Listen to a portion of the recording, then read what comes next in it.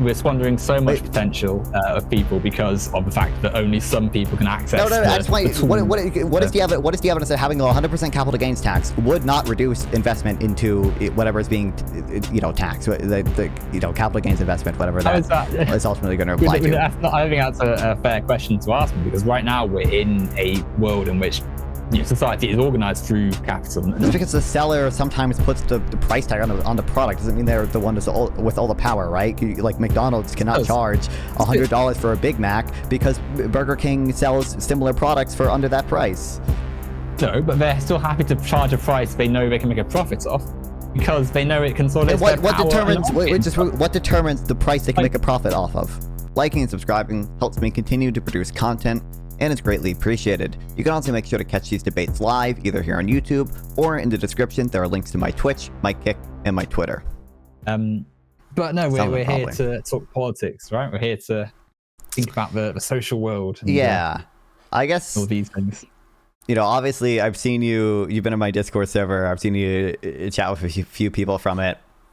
I don't watch all your conversation with Vegan, but like Vegan is, someone I know online. So I was aware that I have, and I saw you talk to Hamsters recently, and I saw you talk to North. I did watch the full thing with Hamsters, and I watched some of the parts that I cared about more of your conversation with North, which are all good conversations, and everyone in my chat should check them out later, okay, on Owen's channel, which I will eventually link somewhere.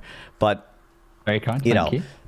I guess essentially it's sort of kind of the first thing, the broad things I want to talk about is like capitalism and inequality, and the sort of a little bit more narrow focus is kind of how we're arriving at our different conclusions with regards to the how good capitalism is, how bad inequality is, things like that, because I think we might just have maybe like totally different ways of arriving at these conclusions, and that might just be really affecting how sort of bad we view these things. So probably the first bit I want to spend a little bit of time on, but probably not that much time, is kind of one thing we were talking about on my Discord server a bit is just this blog post that someone was making the argument that like inequality is not like intrinsically immoral, or that like equality is not intrinsically important. I guess do you kind of, when I say like intrinsically important, do you sort of know what I'm talking about there? Like like inherently, like as in in itself. That's what you're sort of implying here, right? Yeah. So I think part of what might make us have different conclusions, like one of my, I don't know, you probably know roughly who Econoboy is. Like one of the disagreements I've had with Econoboy, whenever I have spoken to him, is that he like was an egalitarian. He did view equality as intrinsically important, and that was part of his justification for like having more socialist policies, or even saying like socialism is sort of his ideal system, even if there are some practical limitations on how far you could go with it. So that's maybe the first thing I understand your view on, is do we view it as a intrinsic good to increase equality? Is that something that's intrinsically inherently important? Okay, that's an interesting question. I think it's to sort of loop back to the article, right? Like if we lived in a world where everything was fine, there were no severe problems right now facing people, we were all able to live a free and fair life enjoying the fruits of human development, then I would agree there wouldn't be such an issue with people maybe having different experiences of life. And if we to zoom in to sort of set examples, you and I probably have differences, we probably have different experiences of things, but we're both able to come and sit on this stream. We both look like fairly healthy people. We're not in any severe danger or risk to ourselves. And so the differences in our lives, someone could measure, for instance, or see just from looking at us, wouldn't necessarily be the biggest consequence. However, we don't live in that world. We live in a world where people die a stone's throw away from food. We live in a world where people have different experiences of safety. We live in countries that don't have warfare, but others do. And so when we're thinking about inequality, that is the focus that we're sort of really trying to get at. That's why we're maybe a little bit, or certainly people from my leaning and such, a bit reticent to accept the arguments of someone who'd say, well, do we need to focus on inequality? Is it okay to have this? And so I think until we come to that, until we come to the sort of better world for everyone, yes, it is important to think about inequality and inequity and all those sort of associated topics. Right. But most of those things come off to me as you appealing to why inequality is like instrumentally bad. Why in the real world it might have, negative effects, and why it's some important goal to focus on in the world that like actually exists. And I don't totally disagree with that, because I do believe there's instrumental value to equality. I do believe in there are gains to be had from redistribution, even taxing the rich sort of disproportionately. But like you say, we have issues, like you said, like there's sort of issues with people that have like just these different experiences in life. And I agree it's an issue, but only instrumentally. So is the issue there the fact that they have these different experiences, have these inequalities themselves, or is the issue simply that, the sort of material effect of these inequalities is, that people they experience some suffering, they experience some depravement, they experience poverty. I guess, it sounded like most of the things you were talking about were just poverty, were just the sort of instrumental things that I can see can totally be a relevant factor for these, equations. Well, it's both, right? You've got the material effect, of course. If you experience this inequality, you are more likely to miss out on food or not have safe shelter and such. Mm-hmm. But it's also something we should be thinking about critically. We should be thinking, okay, why is it that someone in this country or in this part of town or with this experience is less likely to suffer from an illness or face a worse quality education, or in more extreme examples, be more exposed to climate crisis events or warfare? That all seems instrumental too, right? We're just stating like the negative effects that we think inequality could have, and some of those things conceivably they could affect that, but that's not intrinsically. But they are directly related, aren't they? Like there is the inequality produces the harm that we're trying to resolve. But right? That's appealing to, if you're just saying reducing the harm, again, that's appealing to an instrumental thing. You're saying that the sort of intrinsic thing that matters is the harm, which would be something I would agree with. And like instrumentally, reducing inequality can reduce the harm. I agree. Like in the real world or whatever, a lot of these things are going to be connected. But like I don't think your view on whether inequality is intrinsically important, like should one depend on sort of facts about the real world. Like I think you should have like a more meta-ethical view, philosophical view outside of that. And two, when you appeal to the real world, it seems like most of the times you're just appealing to things that are accounted for where some type of inequality being instrumentally important. Okay, well, I mean, I don't think we can separate the philosophical from the social world, the real world, because we're in it, right? Like it's not as though there's some, and obviously we've got different religious beliefs, right? I mean, maybe there's different attitudes we have to things and such. But right now, we're in the social world. We're on Earth in human society, and so, for me, that's what we got to focus on, right? Like for as much as, of course, someone could say, well, what about detached from the human world? What do you think about things externally? We're here now, and so the inequalities that we're being spoken about are definitely worth talking about as important things and as things we need to address. So like what I'm trying to say with the first objection that I raise is like, for example, like people like I'm a like utilitarian, and people say like, oh, utilitarian is like ism, it's like too demanding because it demands, it says that you ought donate some substantial portion of your money to charity. And one response to that, not the only response, but would just be to simply say like, well, that kind of depends about like facts and about the real world, right? Utilitarianism prescribes that because there's so much kind of low hanging fruit with how much good you can do by donating to effective charities in like some totally possible world, and maybe where our world would be, even 100 years from now, utilitarianism would not sort of demand that because there just would not be, the sort of low-hanging fruit where you could donate to highly effective charities that, is sort of substantially, have higher marginal utility than you get with the money that you currently have if you're a relatively well-off person in a developed country. Like that's what I'm saying when I say like you sort of like baseline philosophical view should kind of not be particularly affected by some of these types of facts about the real world. And you can say we live in this world or whatever, but I still do think like whether or not you view inequality as intrinsically important or not will affect how your intuitions, will affect your policy, will affect what you say about the real world. Like I do think, like if you are a full-on egalitarian, like I mentioned again earlier, Conaway is, for example, then you have very strong justifications for being a socialist, at least in the ideal sense. You know, even if you think there are some practical limitations to it, or even if you want to weigh it against some other variables like utility. Like if you believe equality is important in and of itself, you're going to be willing to go further to sort of to you know, reduce the welfare of some people to make the world more equal. Well, you know, equality is important in that everyone should be able to have human rights and have the access to things they need to be able to live and such. And like I said at the start, it's not so much that we're thinking of everyone must have exactly the same experience in all measurable ways.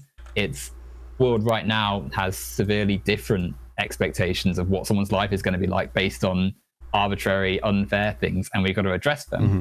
And so let's think about what you said a second about donating to charity and such, and addressing social concern through things like that. I think I was simply using that as an analogy. I'm not I love talking to people about my crazy beliefs about the shrimp welfare project, but I'm still using that as like an analogy to say like just the sort of like baseline philosophical view. It should not be super heavily affected by like these types of facts about the real world. Like I don't consider I think it should be though, because how do we think about the great ideas and the big ideas and such if we're not thinking about what we experience around us, the world we live in, and how we're informed by it? And I think that whilst of course it's great to think philosophically, we should always be rooted in how our actions and how our thoughts mediate through the actual lived society we're in, because that's where we are, right? That's what we have got to help our fellow person and be better for everyone. So I think there has to be some connection to what is in the real world. Well, when you say connection, so in some sense there's going to be a connection, but again, it like when you, for what it seems like when you appeal to the real world in all these cases, you're appealing to some instrumental value, and then like two, like you're I don't know how to get this correct. Well, for two, actually, again, I think your intuitions about whether or not more equality is intrinsically important will also affect your like real world stances. But it, like you know, it's sort of, it's not like a the equality point. It's sort of, there's got to be a good way of phrasing this, but the baseline philosophical view, it's not a fundamental sort of feature. So for utilitarianism, it's not a fundamental feature of utilitarianism that it is super demanding of you to donate to effective charities, because there's certainly a possible world in which, you know, it wouldn't be the case that many of these effective charities exist, because, you know, we've already solved substantially a lot of these issues.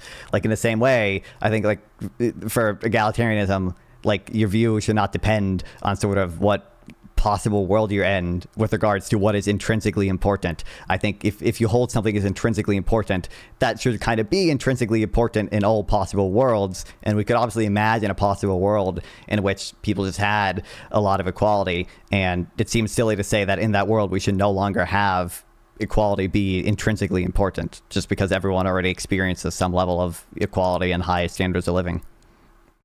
Okay, but then I would say that equality is intrinsically important to some extent, right? Because you need to have, as a society, we should be thinking every human deserves the ability to go through a life without facing hardships.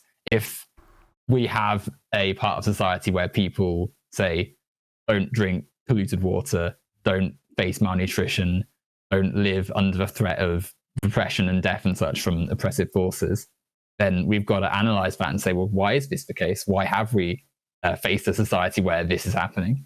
And so I think that until we, like I said at the start, until we get to the point where we are genuinely living in, I don't know, like a Star Trek Westworld type perfect society, we do have to keep fighting for that intrinsic goal. And even after that point, you know, we should still be, because it's not as though, you know, we often, you know, that I'm quite left wing, we often get accused of saying, oh, well, you just want a utopia and such. It's not as though I'm ever sort of saying, yes, what I advocate for is the perfect thing that would solve every single possible quandary. But it's about putting in place things and aiming for higher goals that allow us to better address the existing problems and thinking critically as a system. And so that's why I would say, yes, we should be thinking that there is a proper goal to addressing the social inequalities in the world and should aim to have everyone be able to experience certainly the basic human needs equally across the globe.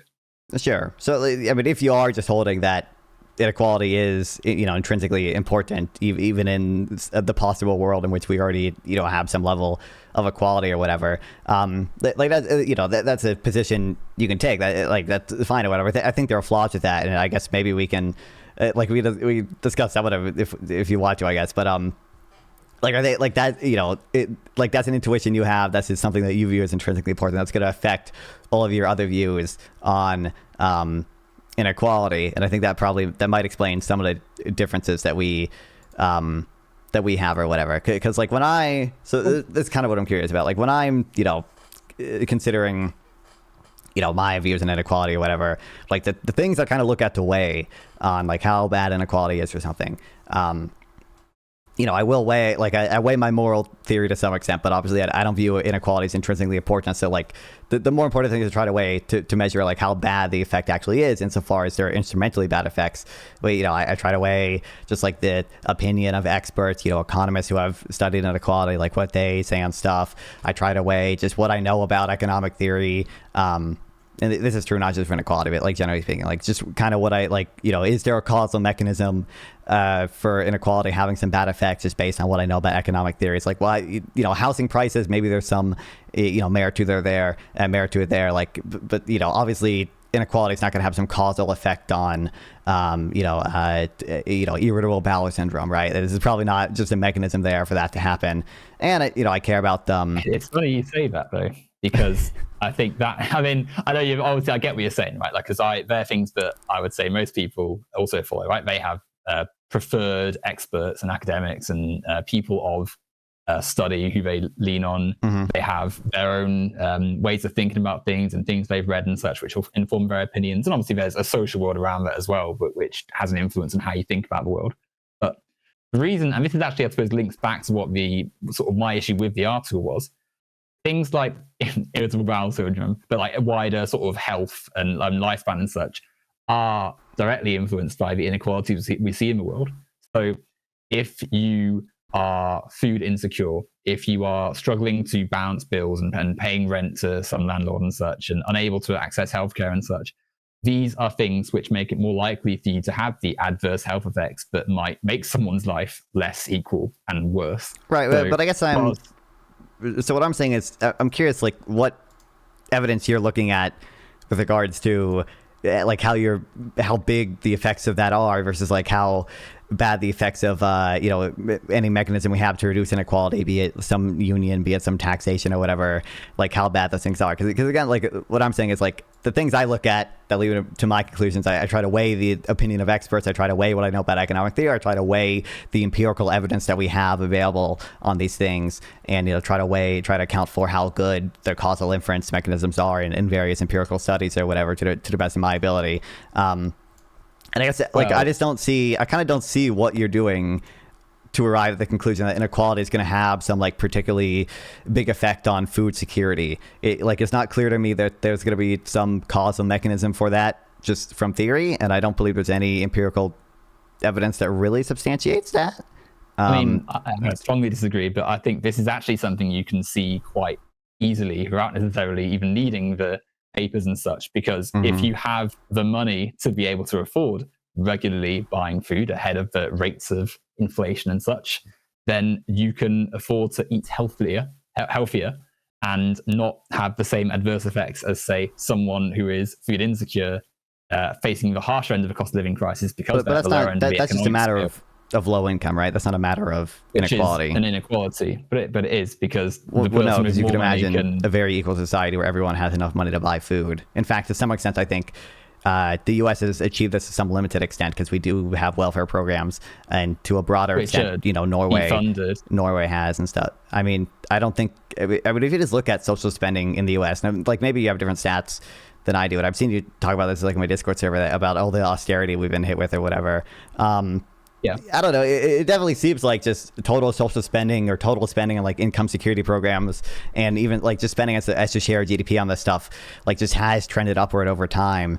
I have data from Our World in Data, and like they keep track of public spending as a share. Public social spending as a share of GDP, that's been trending upward over time for the U.S. There was like a big jump during COVID, and it kind of, went back to its sort of normal. It probably went back closer to normal after that. Our World in Data that ends in 2021 at 22.7% of GDP.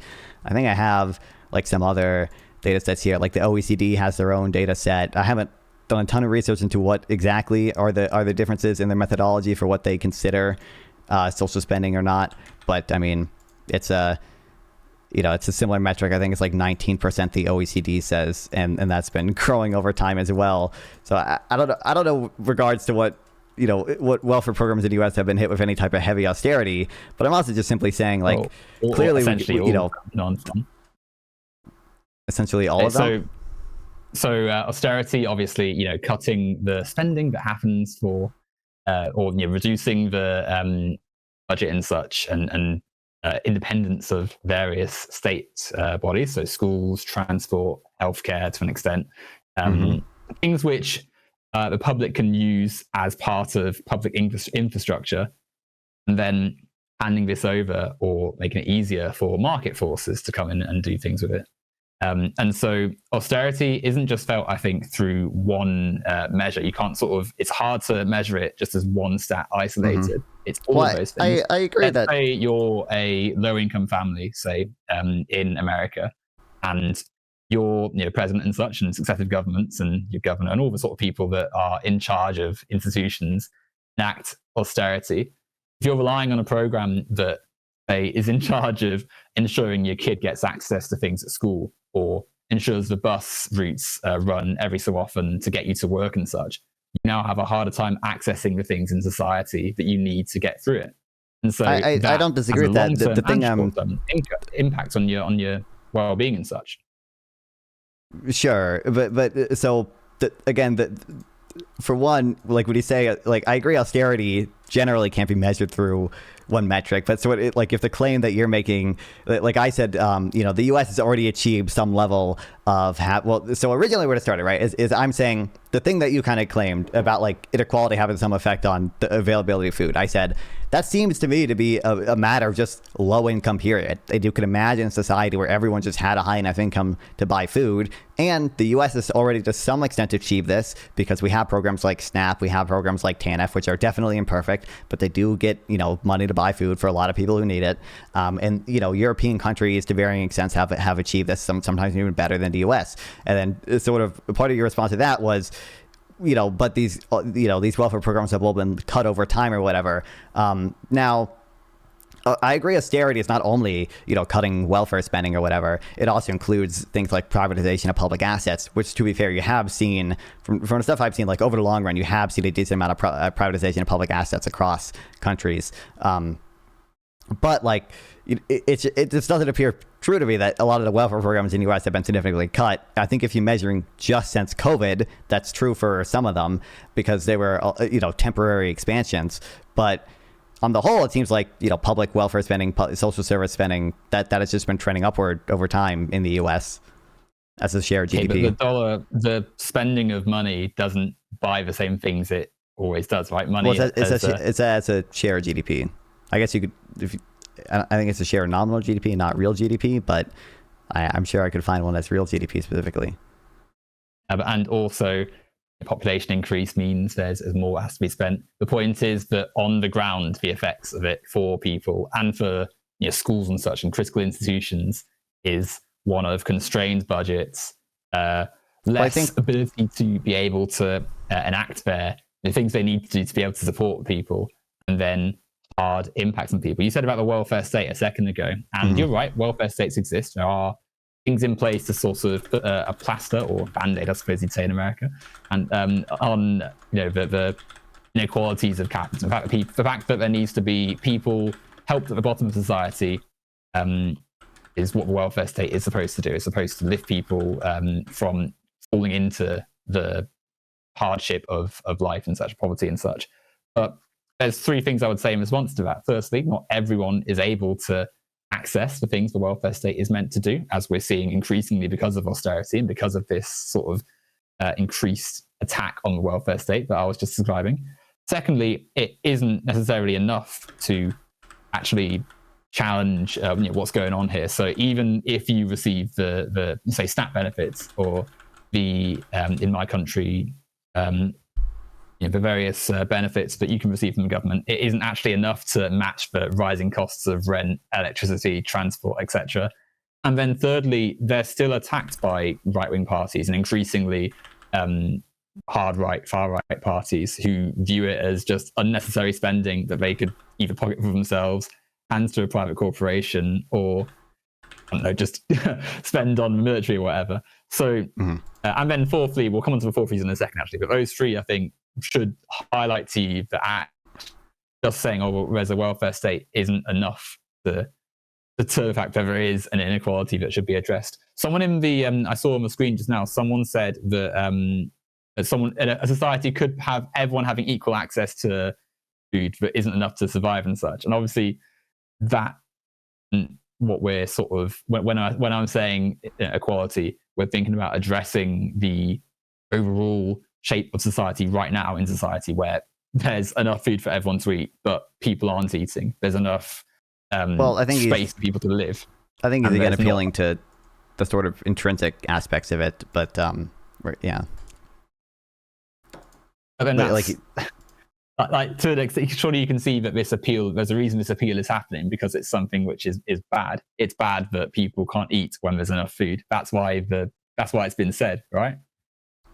Well, okay, so well, yeah, so I agree with that, but to me that's simply evidence that, like, when we say equality is intrinsically important, we're kind of overfitting an intuition. We're saying in the real world we observe, obviously, people not eating is bad, at least to this amount of suffering. Therefore, equality must be important. I think really what the mistake we're making when we do that is we're saying a true fact, which is that in the real world, it is the case that equality oftentimes has sort of these broad gains in terms of reducing suffering via taxation and welfare programs or whatever, and we're confusing that for something being intrinsically important, when I think there are sort of more issues with the view that's intrinsically important. Like, I think if we want to walk through some of the sort of issues with that, we can. I know some of them were mentioned in that blog post that we initially had disagreements on, but just to first address some of the things you said, like, if we're saying, despite this, like, welfare spending increasing,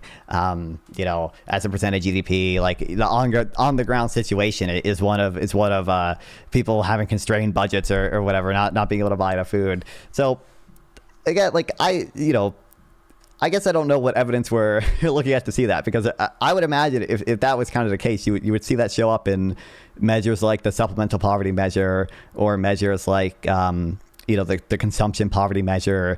And I just don't think we see that. I think we see that as the welfare state has expanded, you see supplemental poverty go down, you see consumption poverty go down. I think that, you see, I'm also just relying on sort of like causal inference studies that economists have done that try to, compare SNAP and non-SNAP households and what they buy and their nutritional quality. And it seems like SNAP increases the nutritional equality of diets to people who receive it. It seems like it broadly has positive effects on early childhood. If you get SNAP when, like, you're under 5, you go on to have, like, higher earnings later on. So I guess, like, when you say these things, like, I don't really know what data you're relying on to say that. I don't know how we're arriving at that conclusion, because it seems contrary to all the opinions of experts, to all the empirical stuff I've seen, and to all the economic theory that I know. Okay. I mean, what you've just said is right? Like, that program, there's a reason it was bad that Trump was going to axe it, right? Because it's good. It's good that people receive these benefits and are able to have a bit more and such. What we're saying is that it isn't quite enough compared to the sort of widespread problems in society to actually alleviate the overall problems. It's still an inequality, because you're having to rely on something which is pushing you just above the level of safety and such. And as we, the fourth reason I was going to say, in addition to what I was sort of thinking, is that we shouldn't need people to rely on welfare in the first place. We should, in a just society, we would address why the inequality exists to begin with, why there are people who need to turn to a government program to be able to get by in life and not die. And so that is also where we're trying to aim our lens of analysis and such.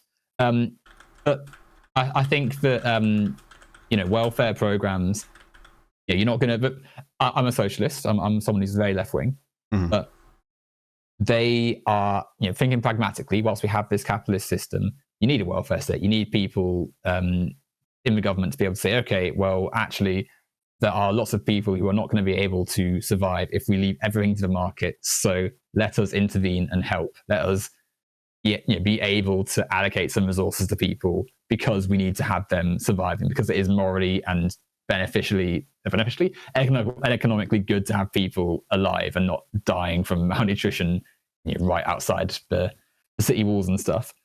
And so whilst, of course, this is good, it's something which is going to come under attack from people who are more market orientated because of the inequality, because for their economic goals to be realized, they need to have that greater advantage and such.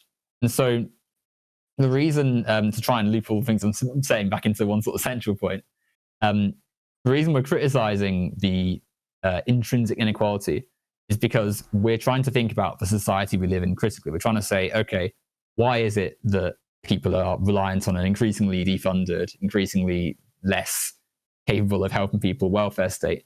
And ultimately that stems back to the organization of capitalist society. They have the direct interest of enriching themselves at the expense of everyone else as their main organizing goal. And so even when they aren't necessarily doing this with the intent of harming people, even if they are just trying to think in business terms, they are pushing society to a point where the inequalities that exist in terms of money, resources, etc., leads to adverse effects for lots and lots of people. And I would say that we can see the data quite clearly because of the increase in costs of things, the adverse effects that has on people, the cost of living crisis, the effects on health and such. And even though it's better than where we were pre-welfare state, of course, I'm not going to sit here and say, yes, the welfare state was bad. Never am I going to say that. Clearly, there is still a problem, and clearly things are getting worse in the 21st century time span, say, which means we need to think critically about what is going on. Sure. So I guess that was a lot. Sorry, to me, it didn't come off as your earlier claim was like the welfare state was good, but it didn't go far enough. To me, it again it came off as one, we're sort of claiming equality has some intrinsic importance, right? And then two, we're claiming these welfare programs, have been sort of under attack. They've experienced austerity, and I kind of pointed out, social spending in the U.S. is just in percent of GDP just has been going up. I'm fairly certain if you look at the number of households, or you should look at, I guess, the percentage of households that are on SNAP assistance. I don't have data on that right now, but I'm fairly certain that would be trending upward as well. We've given benefits to more people. Certainly, it's probably the case, to people on government health care, Medicaid or Medicare. Certainly that has been, as a percent of population, probably going up, if nothing else, because states like California, voluntarily take on Medicaid expansion. But I guess, that's on that point. If the, claim beyond that is, well, I kind of don't think people should have to rely on welfare in the first place. We need to have some type of system that avoids these problems. I mean, for one, I think fundamentally both of these solutions or whatever are going to be pretty worker focused. It's going to be we need socialism is kind of going to help the workers earn more income. They're going to get a higher share. They're going to take some of the capital share, and maybe the capital share is socially owned by either workers or governments, and they can distribute it or whatever. And I think setting aside the other concerns for a second, I think even in that system we'd still have some people on welfare, because a lot of people who are on welfare are non-workers, right? They're elderly people or disabled people or children, and they can rely on family transfers, and you can have a family transfer income to them, and to the extent that you raise the income of people who are earning from working or whatever, that can help with that. But it also seems kind of, unfair to have that burden sort of, unequally distributed based on whether or not, you happen to have a disabled family member. If that's something, if we truly are egalitarian, we should probably care about that type of equality as well. But, obviously, I think there are just sort of a lot of broad other concerns I have with that. Again, like, I'd be curious. Again, like, when I look at this stuff, I'm considering what I know about economic theory. I'm considering the opinions of economists. I'm considering the empirical, evidence of this. So, like, I mean, you just see, you can do like super crude correlations between economic freedom and economic growth. I don't think those are like the best type of evidence, but like you can see, I think, much better like causal effects when, like, for example, you just look at like a charity, like one of the food distribution charities has started incorporating a price mechanism in its like internally for its own food delivery, and that decreased like transportation costs and administrative costs a lot because it allowed information to flow just a lot more freely and cleanly between different like food banks across the country. You look at there's studies about Japan, which instituted some property rights on some islands before World War II, and then that essentially got interrupted by World War II.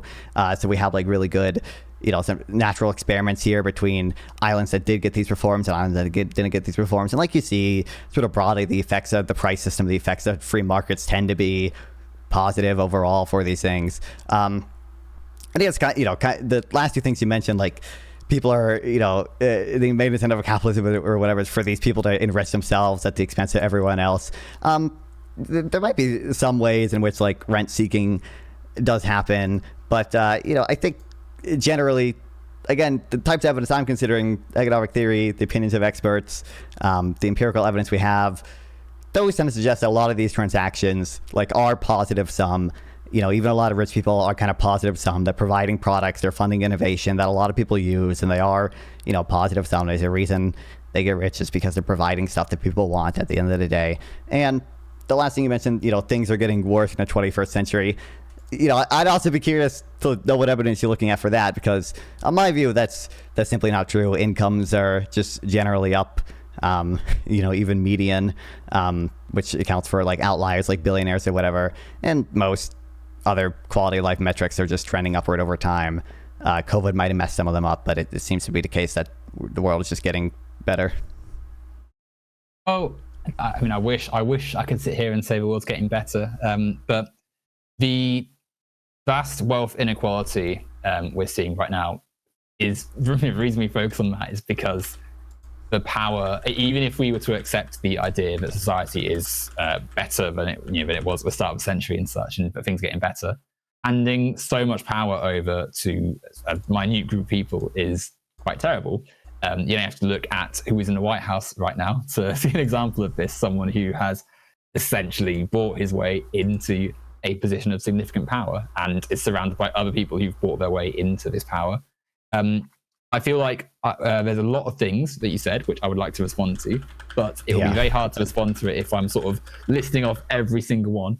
So if we focus on one area, I'll even let you choose, where would you like to... we can go, I guess we can go one by one, maybe, to the things I mentioned. So it's just like, I may be a little confused as to where your claim is now. So just with regards to the welfare state and how it's being funded, like in the U.S. I know more about the U.S. than other countries, but I know some things about inequality in the U.K., but I don't know about the welfare state specifically. Doesn't it seem plausible? Or I guess I have the position, as I laid out, that social spending over time has increased. I think if you just look at a percent of population receiving a lot of these benefits, that's increased as well. But the spending doesn't translate to the family is having an experience. Percentage GDP. But the family that is relying on these programs is contending with rising rent prices, rising electricity bills, rising costs of food, rising costs of pretty much everything they need, because it's all held on markets. It's all something which is commodified and turned into a product that said rich people you were praising a minute ago to make a profit off. So they are not seeing an equal experience in society. Therefore, they're having a hard time versus the rich person who not only is directly profiting off this hardship, off these prices rising, but never experiences food insecurity, worrying about whether they're going to pay the next bill, worrying about, say, things you can't predict. Like, let's say you crashed your car, which is an extreme example. There's some accident happens, some like incident in your life happens, which you need to sort out here and now, like in the present day moment. If you don't have the money that a rich person does, some of these hardships are things you have to either work around, sacrifice something else for, or put up with that. The only point I'm trying to make right now is, I simply, so from the data I've seen and some of the data I presented, it doesn't appear to me to be the case that sort of welfare spending in the U.S. has been substantially cut in any way. Again, as a percentage GDP, it's gone up, and that is as a percent of the entire economy. A lot of these benefits, I guess, not all of them have an automatic cost of living adjustment in them. I think Social Security is adjusted every year or 2 years based on CPI. I think SNAP is too, and the other data I see based on consumption poverty and supplemental poverty, which are both two measures of poverty that include the welfare benefits people receive from the government. I don't see any substantially negative effects there. In fact, I think it's clear that SNAP has decreased poverty by giving people these benefits or whatever. So I guess what evidence are you looking at that gives you the view that what I just said isn't true? Right, okay. So for one, the Trump administration and several Republican administrations have suspended various programs through the bills they've passed. Very recently, actually, Trump has suspended quite a few of these programs. Secondly, I think we're still not quite seeing the issue here, right? Like, of course, the welfare program, SNAP, for instance, was good in that it alleviates problems that are being felt here and now, right? But that doesn't change that if you're someone who's on SNAP benefits, you are financially insecure and in a severely precarious situation if any one of a number of societal afflictions. Well, I think it's just trivially true that like the people on welfare benefits are typically poor and in relatively precarious positions. That's the whole point. That's the whole point of welfare benefits is that typically we target them at people who are in these positions to try to make them lessen those positions. I don't think that's in any way an issue of what I presented. That is sort of what we're saying. It's not enough, and it's being targeted, and it shouldn't happen in the first place, right? And let's also compare. But again, it wasn't your initial claim that it simply isn't enough. I recognize you also don't believe it's enough, and I do want to get into that as well. But I'm just saying, like, simply, like, also, I don't have this as a percent of population, but like, I poke through like the USDA's website. If you just look at the number of households that are on SNAP, that's gone up about 20 million in the last 20 years since 2000. If you look at inflation adjusted spending, should say something, don't you think? Don't you think that should say something if more families I think that the program to... So I think part of it is just because benefits have been expanded, though, not because more people are in poverty or whatever. I think again, if you just look at incomes, those have generally grown, but even inflation adjusted incomes for the bottom 20% or so. But I also think that it's that still seemingly contradicts the point that like there's been some insane level of austerity or whatever applied to it. If inflation adjusted spending is going up, if the number of households in it has been going up, if relative to GDP spending has been going up, to me that doesn't seem like austerity. That just seems, like a pretty normal welfare program.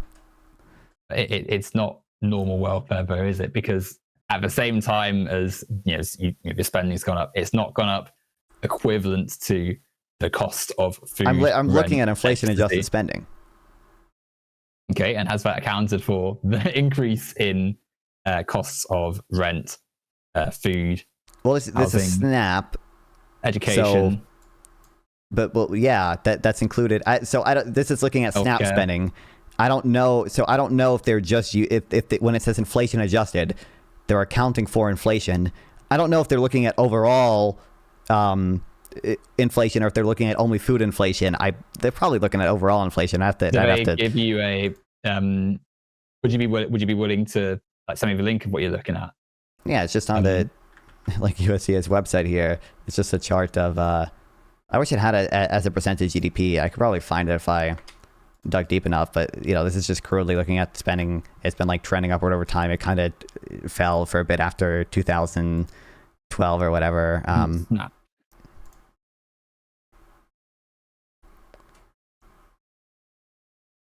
Adjusted for inflation to 2024 dollars using the Personal Consumption Expenditures Price Index, U.S. Department of Commerce Bureau. Okay, so they're looking at overall inflation. They're looking at PCE, which includes healthcare, includes education, includes rent, includes food prices in it. So yeah, it's inflation adjusted. It's accounting for that. Okay, and so this still doesn't quite address the wider cost of living costs, though, right? Because that still doesn't reflect the fact that we're also cutting the school budgets, the healthcare costs going up and such, the transport programs that have been suspended. I don't believe the government expenditure. I don't believe the government expenditures on food or on education or healthcare have gone down, even in inflation adjusted terms. I just don't. They don't do enough to support the population they have. Right? They don't have the school is unable to do as much, to support the need they have. The case because that they aren't given the things they need. I'm certain some schools are underfunded, but if you just look at like federal government spending on education, that has certainly been trending upward as a percentage of GDP over time. If you look at state level funding, it might differ based on state, but I would imagine it's stable to upward trending over time for almost every U.S. state.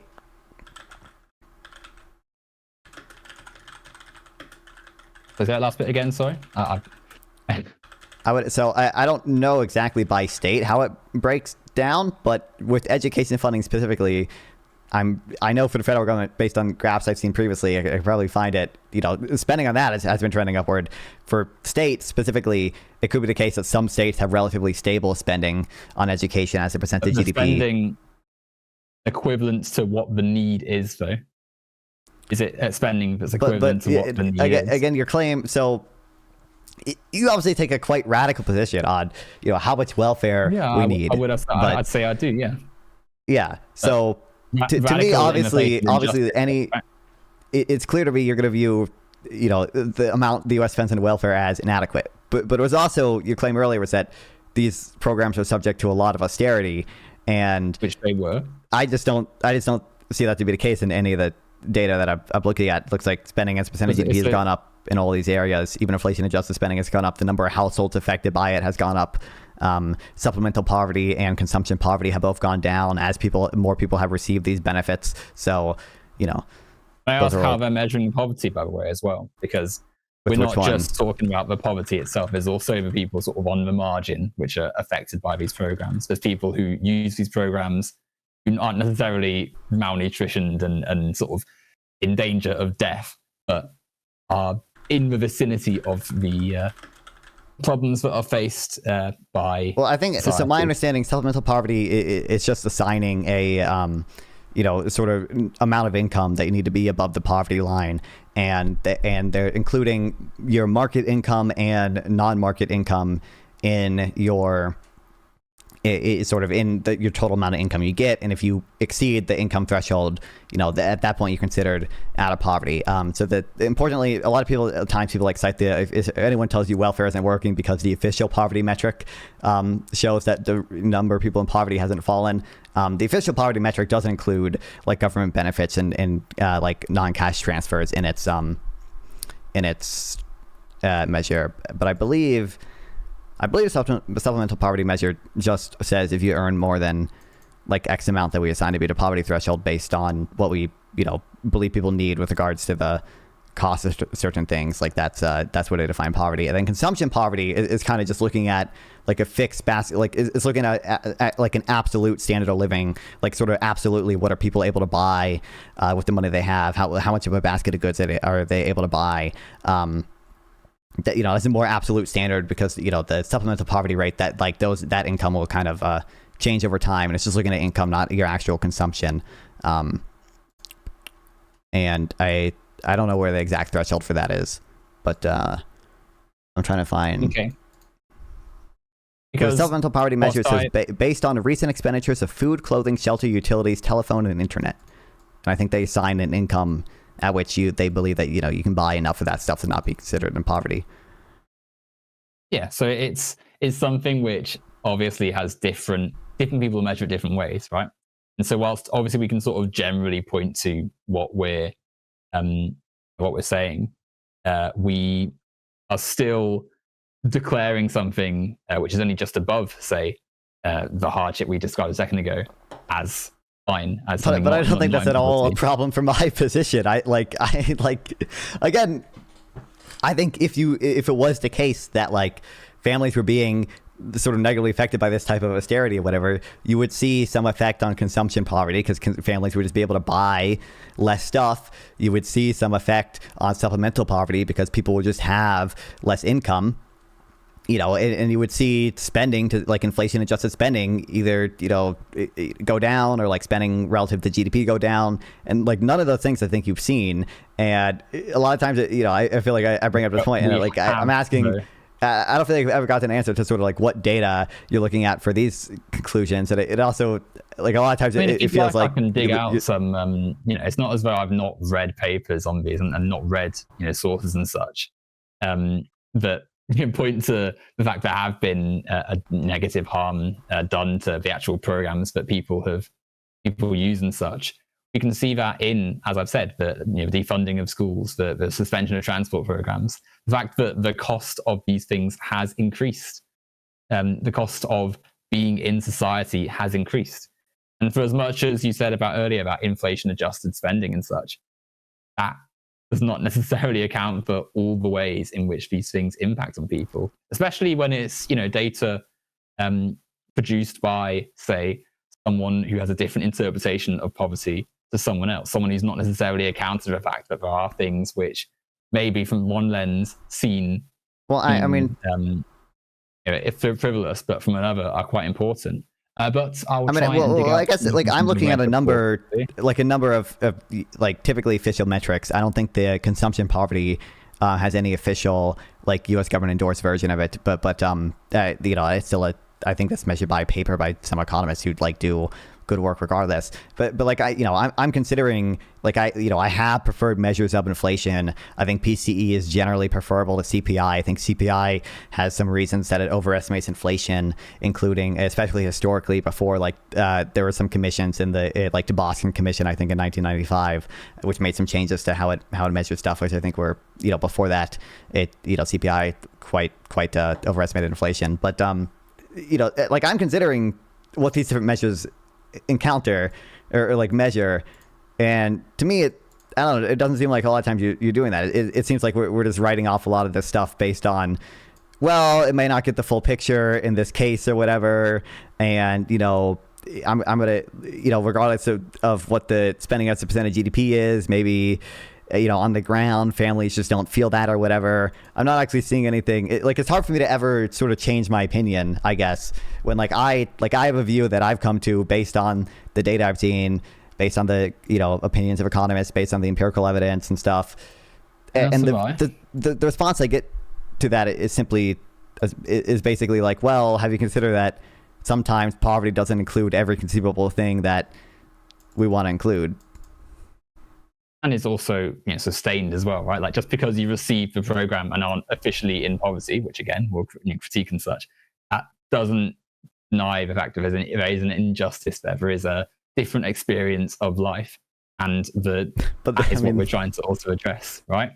Like there is something fundamentally wrong with a society that has people needing these programs, which is one of the reasons that it's been criticized in the first place: the inequality, the injustice.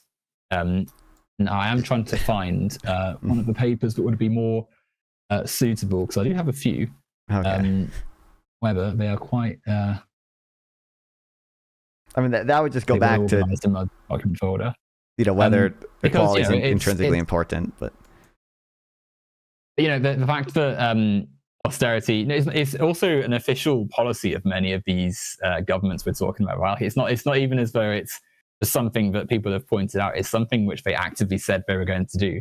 Cut these programs, suspend the actual access that someone's getting, say, from the state, and say, well, you need to either rely on these corporations or do something else. A lot of those programs are much more narrow than you kind of view them, and also my criticism of them, to the extent that, that I have them, and I do definitely have some, are going to be much more narrow. So there were the lack of deficit spending in a liquidity trap, post 2008, I think was a mistake that some European countries made, because I think it's plausible that they could have stimulated their economy more and avoided the sort of deeper double dip recession that a lot of them had in 2008, and then 2012 if they had done more deficit spending during that time. But I don't think sort of first of all, I don't think the U.S. did that nearly to the same extent. The U.S. is never, I don't think, had the sort of type of austerity that a lot of European countries have had, or a lot of third world countries have had. In the sense that I agree in that in a sense, because obviously the European nations had more social programs to begin with to cut and to suspend. So on that side, I do, on that side of things, I do agree. But the principle is still in place. The programs which are there for Americans have been reduced since Reagan in the 80s and such. And so the effect. Well, I just don't think the data supports that. Sorry? I just don't think the data supports that. Austerity, I think, is much more sort of narrow than that view. I don't view austerity as simply cutting welfare programs necessarily, and I don't even think. Well, that's one of the main parts of it, right? And it's also increasing but I think the involvement of the market and such in different things. So when I think of austerity, I think of more than simply sort of cutting welfare programs because we believe, something about welfare being maybe unjust, on some libertarian beliefs or whatever, or we think it's some substantial drag to economic growth. I think it's typically interpreted, at least in my understanding, to be more narrow than that. Typically it's we're kind of talking about a broader consolidation of the government's budget or whatever. And I do think some European countries sort of made that mistake in doing that after 2008. But with the U.S., for example, when we had when we SNAP benefits have gone down since COVID. The child tax credit has expired since COVID. The ACA subsidies in all likeliness will not be extended past the COVID temporary stuff. I guess when you consider that those provisions expire, is that austerity to you? Again, sorry, the paper I was trying to find is behind a paywall, so I'm trying to find a way around that. But sure. Say what you said again. So I was okay. So when, for example, there were sunset provisions for temporary aid. In the U.S., we're seeing this right now because there's been a government shutdown fight over it, extending ACA subsidies past the sunset provision. There's been similar things as other welfare programs with regards to, having some SNAP benefits go down and some other child tax credit stuff go down post COVID. When those benefits expire, do you consider that austerity, or when a program suspends? To an extent, yes, because obviously it is them not spending money on something that was previously. But there's also coupled with austerity is also being criticized. Privatization, deregulation, things which have an adverse effect on the ground experience. But to come back to your question, sorry, because obviously we're trying to think about austerity for a minute and such. The suspension and cutting of programs. This is something which does take numerous forms. It's not just actively someone strikes a line for a program and says, no, we're going to just stop this program entirely. It's also affecting what people who are in charge of those administrations or are administering the role that is being done are able to do. So, for instance, let's say you are a social worker. If your resources aren't able to go as far, you can't support. Oh, sorry. Oh, sorry, I was talking to my chat. No worries. Don't. If I'm ever muted, I'm probably talking to my chat. Don't worry about it. Right. Okay. What's that? Yeah. So if you're a social worker, say, okay, and you're trying to support people in your district, and your resources aren't going as far.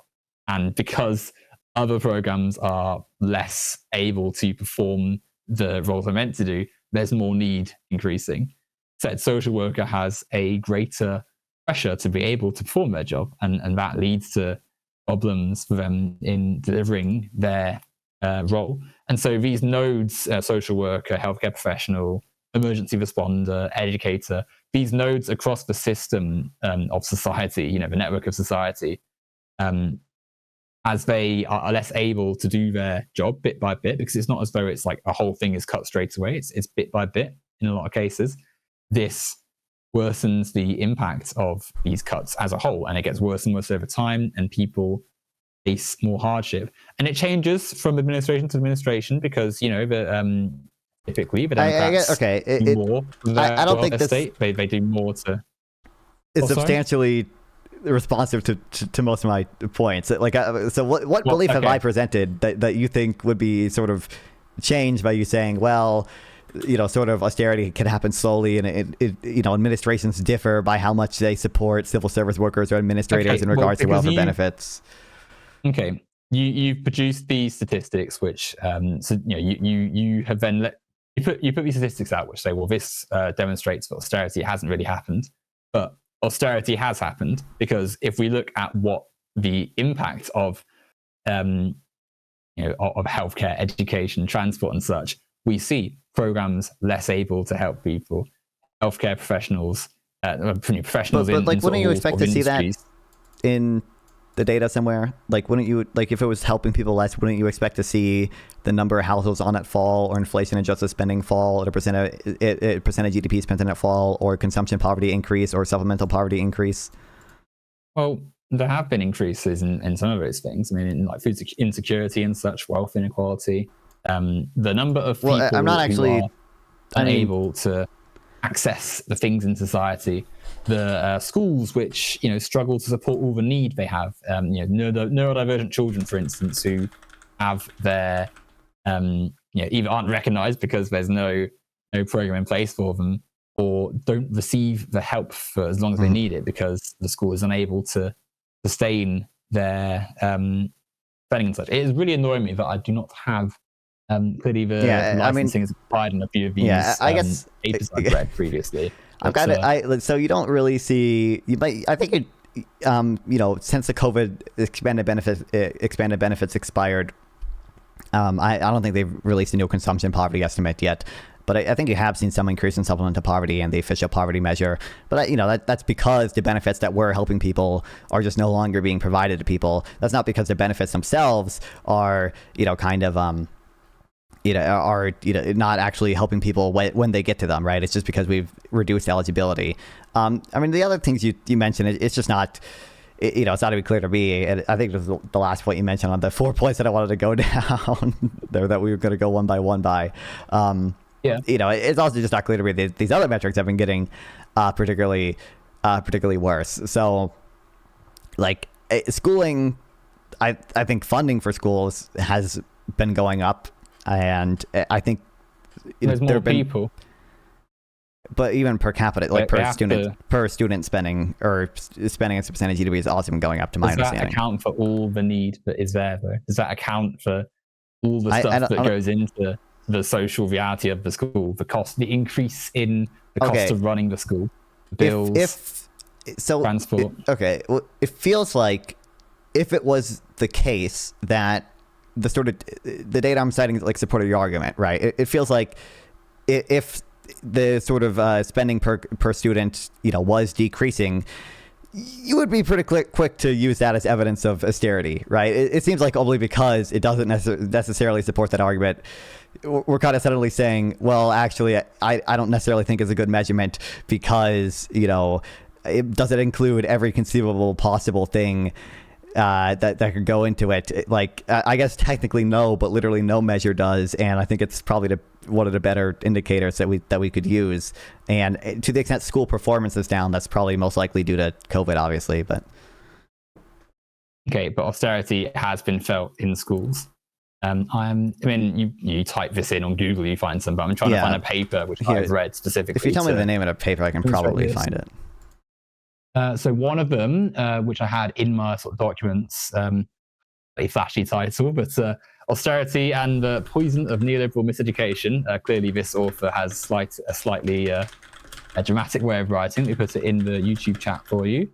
Don't know why it's in capitals either. Another one would be this one here. This one, hopefully, it's over the word limit. Hold on. Okay. I don't know if all of these will let you see it, because sadly I couldn't actually access the top one because of okay, just okay, just real quick, what's the causal inference in this study, or is there like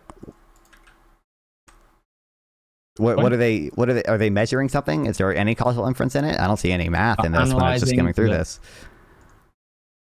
Can you access the paper? Yeah, I'm on a PDF of it right now.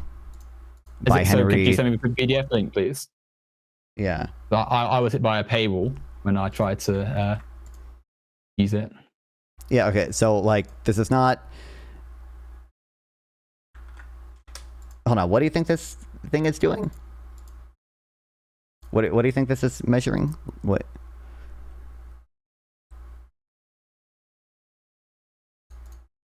There we go. So yeah, this analyzes the effect of austerity on using like what causal inference method? Like, what data are they looking at, and what are they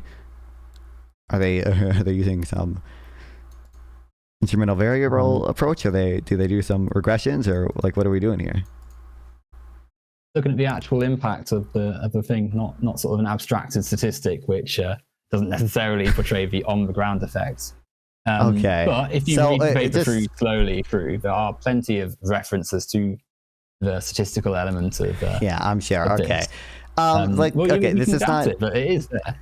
I'm trying to find one that has so the reason to see that, but like to the extent that imagine, it's not quite as, I doubt it or whatever, right? This is a paper that is not published in a economics journal, right? This is written by a guy who I'm presuming is not an economist. If I look him up, it says American Canadian cultural critic. So I'm not really convinced this dude knows enough about economics to prevent, make it a substantial contribution to the effects of austerity, right? Secondly, like, I'm just this is literally like the opening of it. Like, right-wing calls for austerity suggests more than the market-driven desire to punish the poor, working class, and middle class by distributing wealth to the 1%. Yeah. It also points to a politics of disposability in which social provisions, public spheres, and institutions that nourish democratic values and social relations are being dismantled, including public and higher education. So, like, obviously, like, this is not, I can tell just from the opening thing here, there's not a study that is trying to measure any substantive effects from austerity. This is a commentary on what this writer thinks is neoliberalism. Following the statistical analysis and thoughts that have been included. Just to be clear, this guy is doing no causal inference of his own, right? Well, no, he's looking at, he's analyzing it following the statisticians' accounts and such. Okay. Do you know anything he cites in here? Sorry?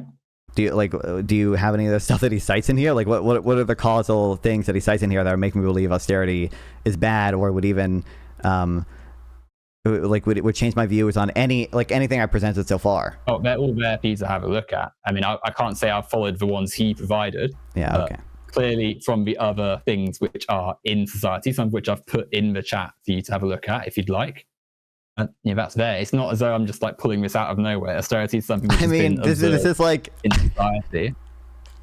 This feels like a relatively out of nowhere thing. Like Project Muse. This is a journal I've published by the University of Nebraska Press. Like, what even? This is not a journal that anyone takes particularly seriously, and it's just like this feels like it could be in a like.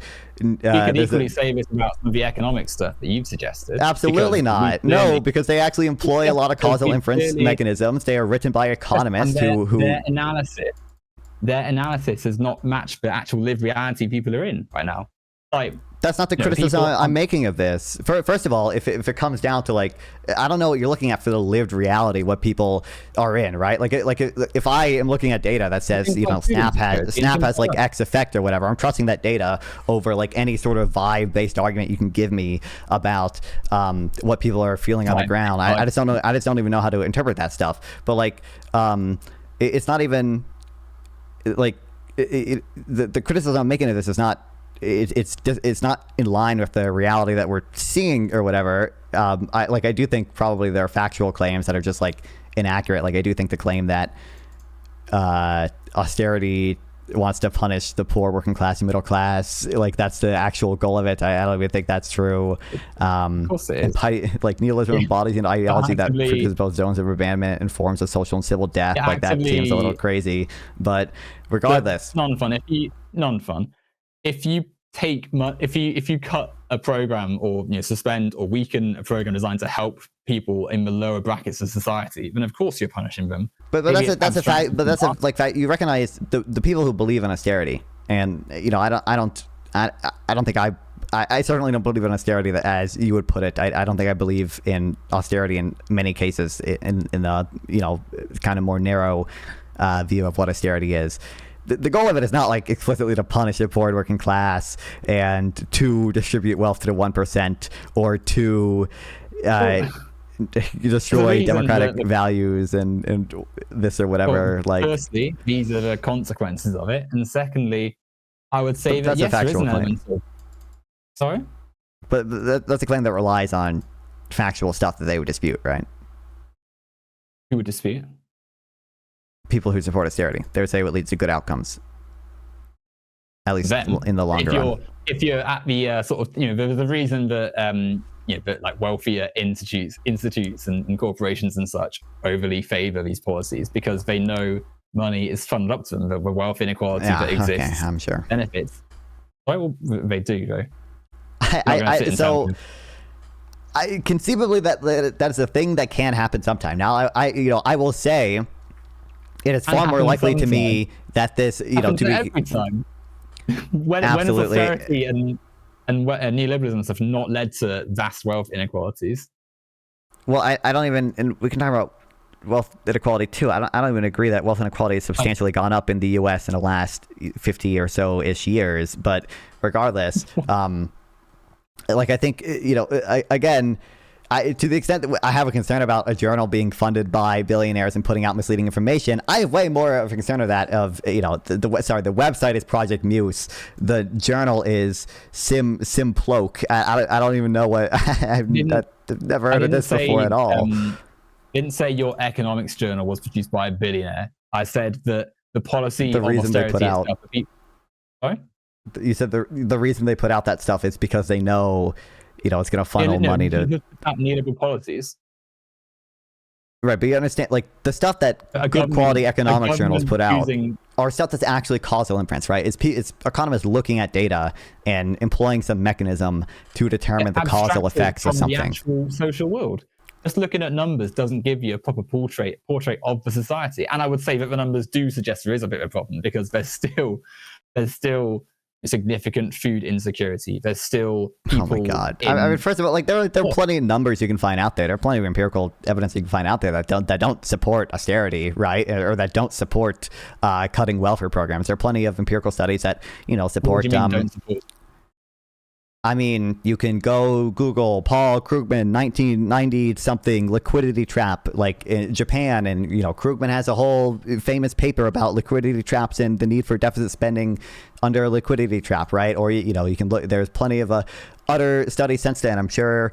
I got some post Keynesian resources I can send you of people who would go even further than Krugman and say maybe we need to deficit spend in non-liquidity trap situations as well because the market has some fundamental uncertainty that's going to fail to deliver full employment in most cases. And there are causal things you can find for that. And I don't think it's fair to say that like it doesn't. It feels like pretty inherently vague to me. Number one, to say like this is a statistical abstraction of the underlying society or whatever. I mean, I care about like when I'm doing a policy or whatever. I care about Oh my God, Mark Fisher, Capitalist Realism. We decided a whole ass book at me by Mark Fisher, bro. Nice one. But like it just feels crazy to me to discount the work of the causal like estimates here by saying it's simply some abstraction. No, I think it's the best type of soft science, social science that you can do in these cases where all we have is natural experiments.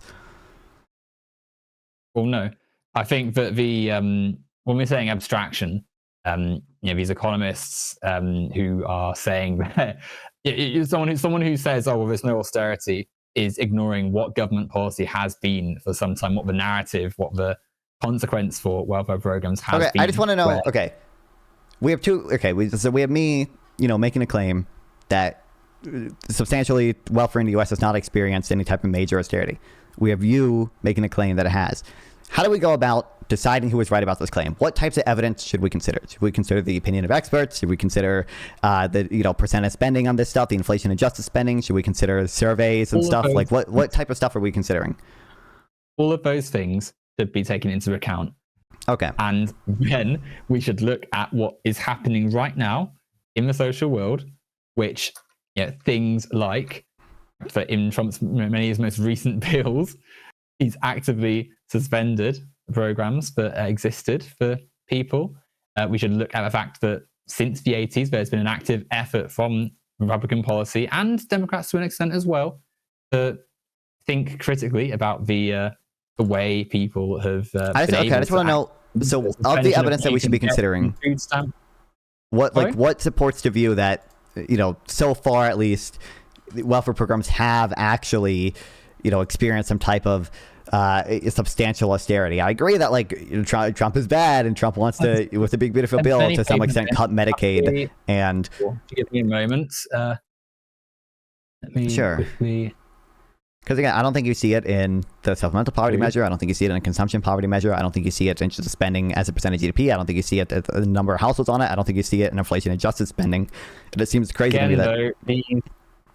By the way, can I ask why it was an issue that I cited a book? By the way, I don't know the exact reason you decided the book at me, because it was you were. I think I was speaking at the time. I don't know what the exact claim you're trying to cite with that book was.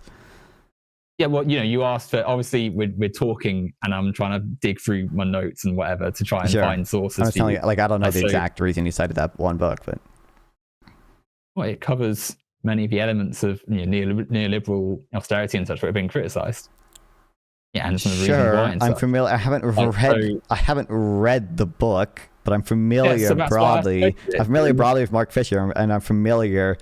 With the book, I don't know what everything you talked about in there is, but again, the thing I'm questioning here, right? It feels like I'm presenting a view, and I have the evidence I consider for this view, and the stuff I get in response feels like either some post hoc consideration of, well, actually, does student spending per capita, does that actually measure every single possible thing that we could ever possibly include? And then we get, well, it's the inflation adjusted spending even adjusted for the rising cost of healthcare, when I literally said inflation adjusted? Or have you considered reading an entire Mark Fisher book where he criticizes neoliberalism? I asked you what the adjusting was.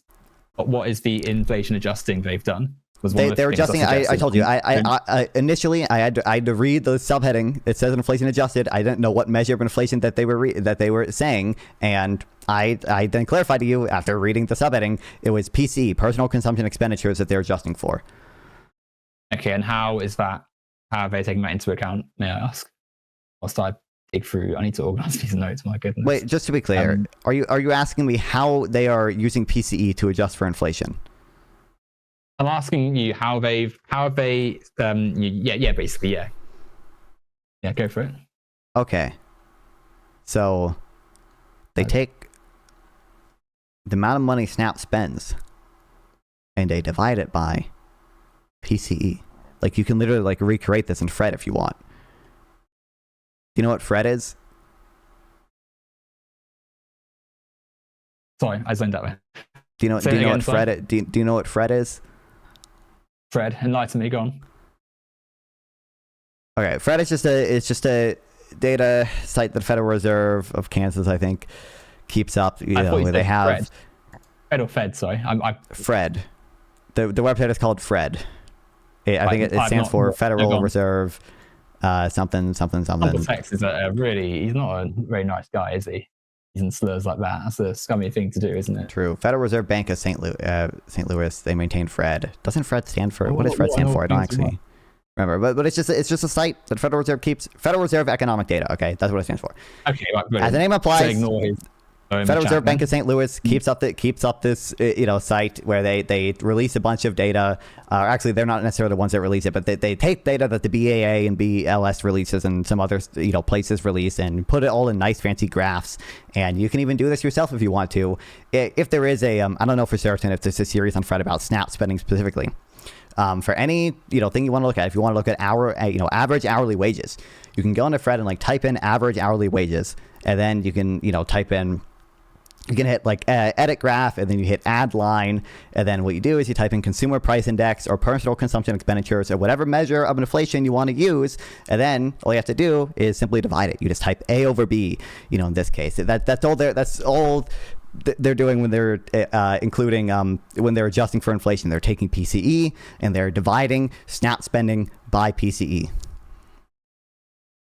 Okay.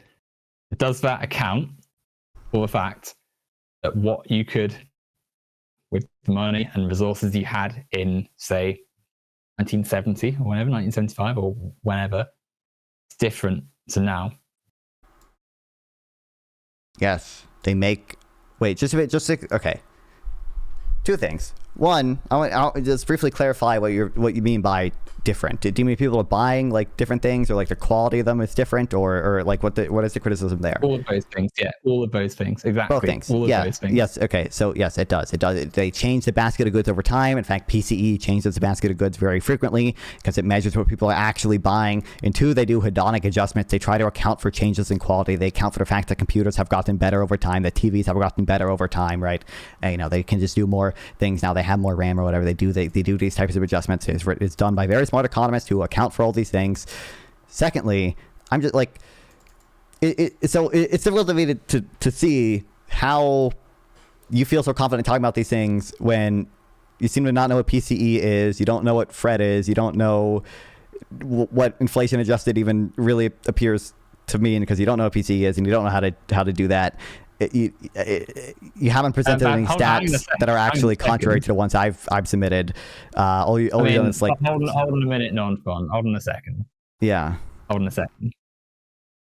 Whether or not I've heard or have familiarity with the stats that you'd provide and such, and the terms you'd use, doesn't make me unable to speak about the social reality and such, and the fact that there are clearly evidence of these things happening, which I've provided in the chat, by the way. But these are stats you should understand if you're making such strong claims. These are if you're claiming that Snap has experienced some type of incredible austerity or whatever, and I present you the fact that inflation adjusted spending has not gone down for Snap. It's been generally upward trending. It kind of spikes after recessions and it'll trend down for a bit. In of itself isn't something we're accepting straight away. By the way, I don't necessarily think that is something that is what we're trying to hone in on. I don't believe that the way they've come to the conclusion of something like inflation-adjusted spending is actually. But you don't even know what they're doing. You don't even know what inflation is. You don't even know what. I know what inflation. I always. You don't know how inflation is actually measured. Actually, wait. Can you define inflation? Sorry. Can you actually? Just real quick. Can you define inflation? When the cost of things goes up, in relation to what it was previously. But different. Not horrible necessarily. Go on, you define it. I'll take it. Go on.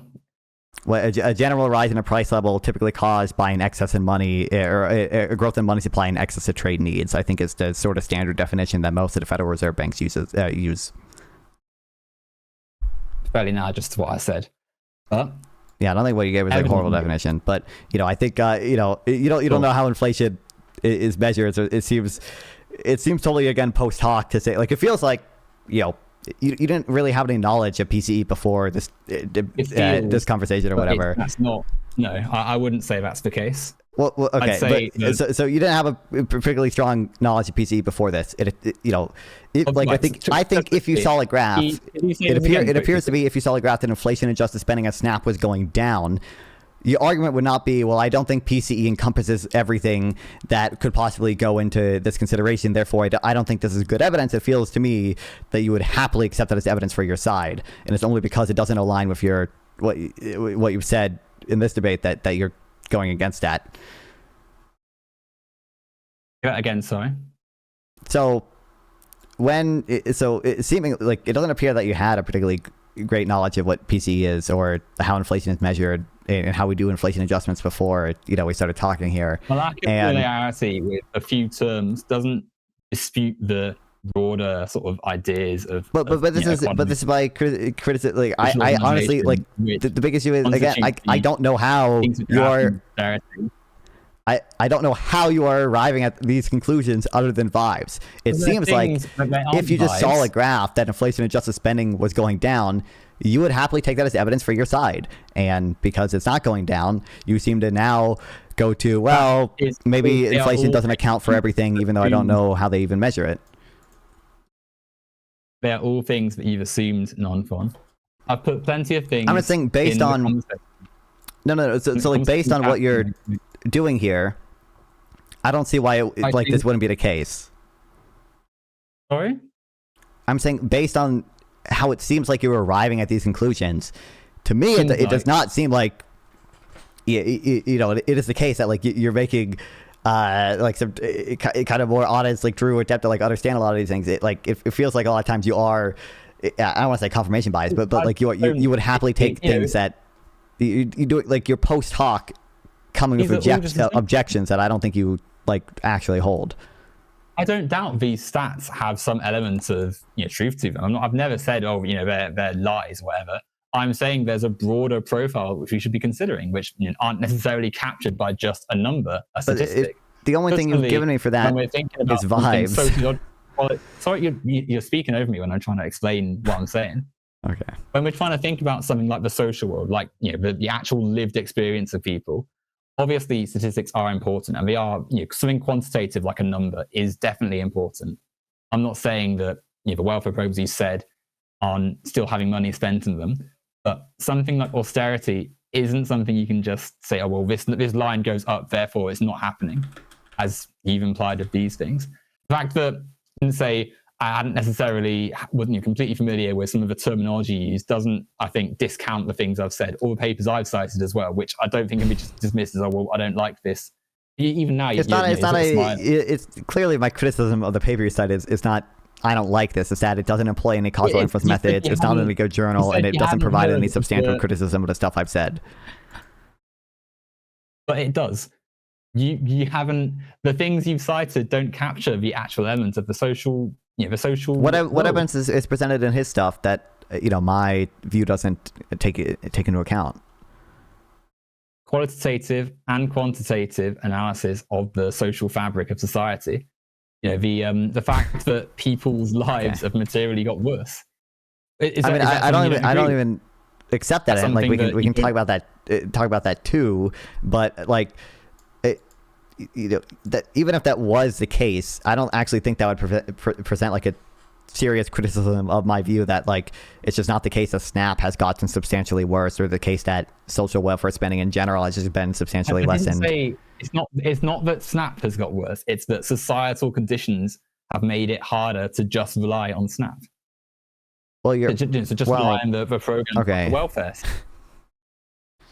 Your earlier claim, does that make sense? Like it's not, was that these programs have been subject again to like a lot of austerity, and which they have. So I don't think that's true, and I have not seen any good evidence that they have been. So the things you can get on food stamps, for instance, have reduced since whenever year. The way what's the evidence for that? Sorry, what's the evidence for that? What you can get we find the reductions. I don't believe so. Like it could maybe be the case that like maybe the average amount of money someone gets on food stamps has gone down because we've expanded it to so many people, but I don't even believe that's true.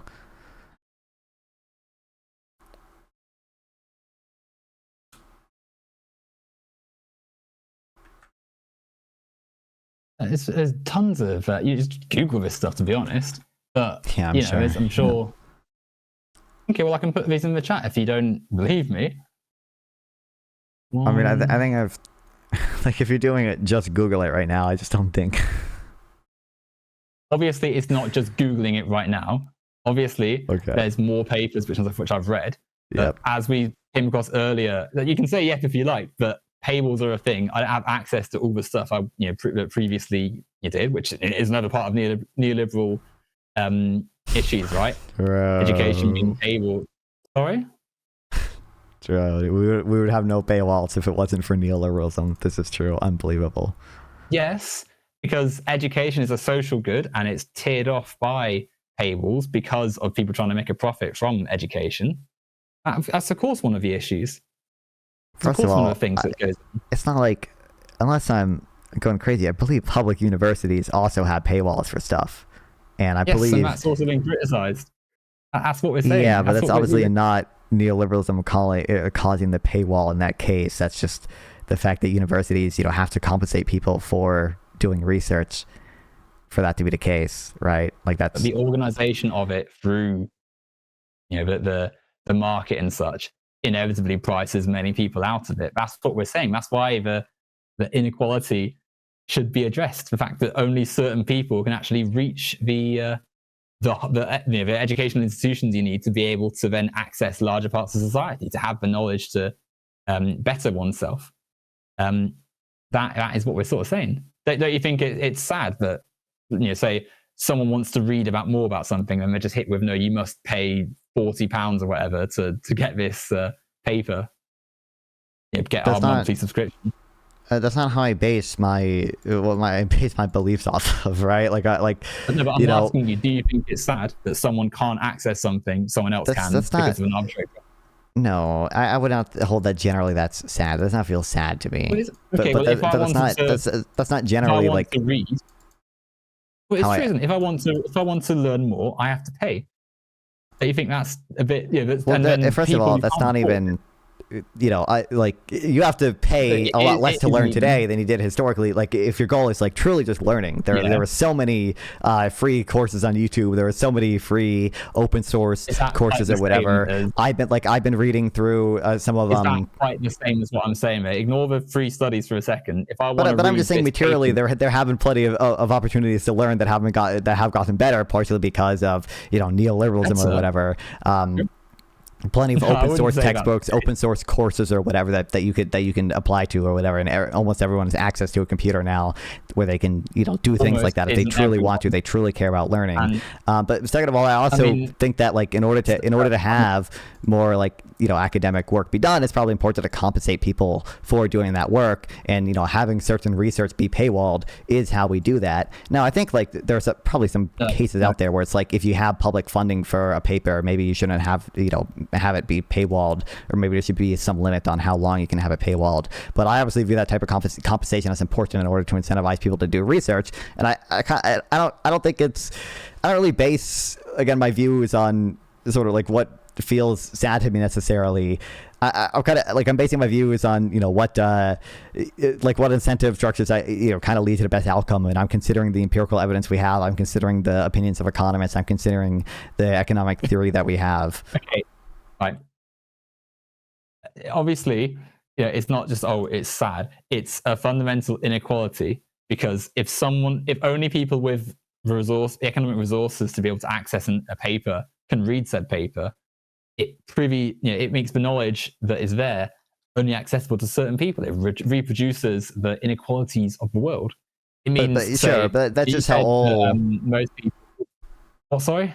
That's just how old prices work, right? It's that they price out people who can afford them. That's it. But that's the fundamental problem is capitalism, isn't it? The fundamental problem is that there's a wider attitudes to things in society as priced on the market and such. Technically, I think you can have a price system without a capitalist system. You could have worker co-ops, and I think that's fair to consider socialist. That's not what I'm saying.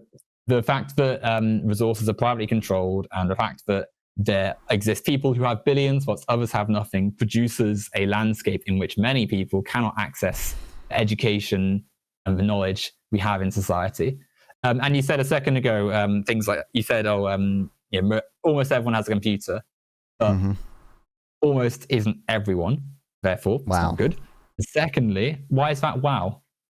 That's not a substantive. I recognize not everyone has a computer, but I think a lot more people have a computer because we have a capitalist system than we have a computer under some type of socialistic system. Because it seems like the point I was like bringing up, which is there are always going to be trade-offs to these things. I agree that to some extent the price system is going to create inequality. Now, I also think you could technically have a socialist system that still maintains a lot of prices. Like you could have all worker co-ops, and worker co-ops would still trade with each other based on a price and market mechanism, and that would still be considered like a social system overall if you had everything be worker co-ops. But regardless, I think there are reasons to believe why the price system is very good at transmitting information very quickly. There are reasons to believe the price system is very good at sort of incentivizing people to be productive, at incentivizing businesses to use resources efficiently so they don't, produce products that nobody wants, or so they don't waste, a bunch of resources that have better alternatives going to someone else. Obviously, I think prices do a pretty good job at this, and that's why we see, like, again, I'm weighting sort of the theory we have. I read economics textbooks where they present his view. I've read Hayek where he presents a strong theoretical case for this stuff.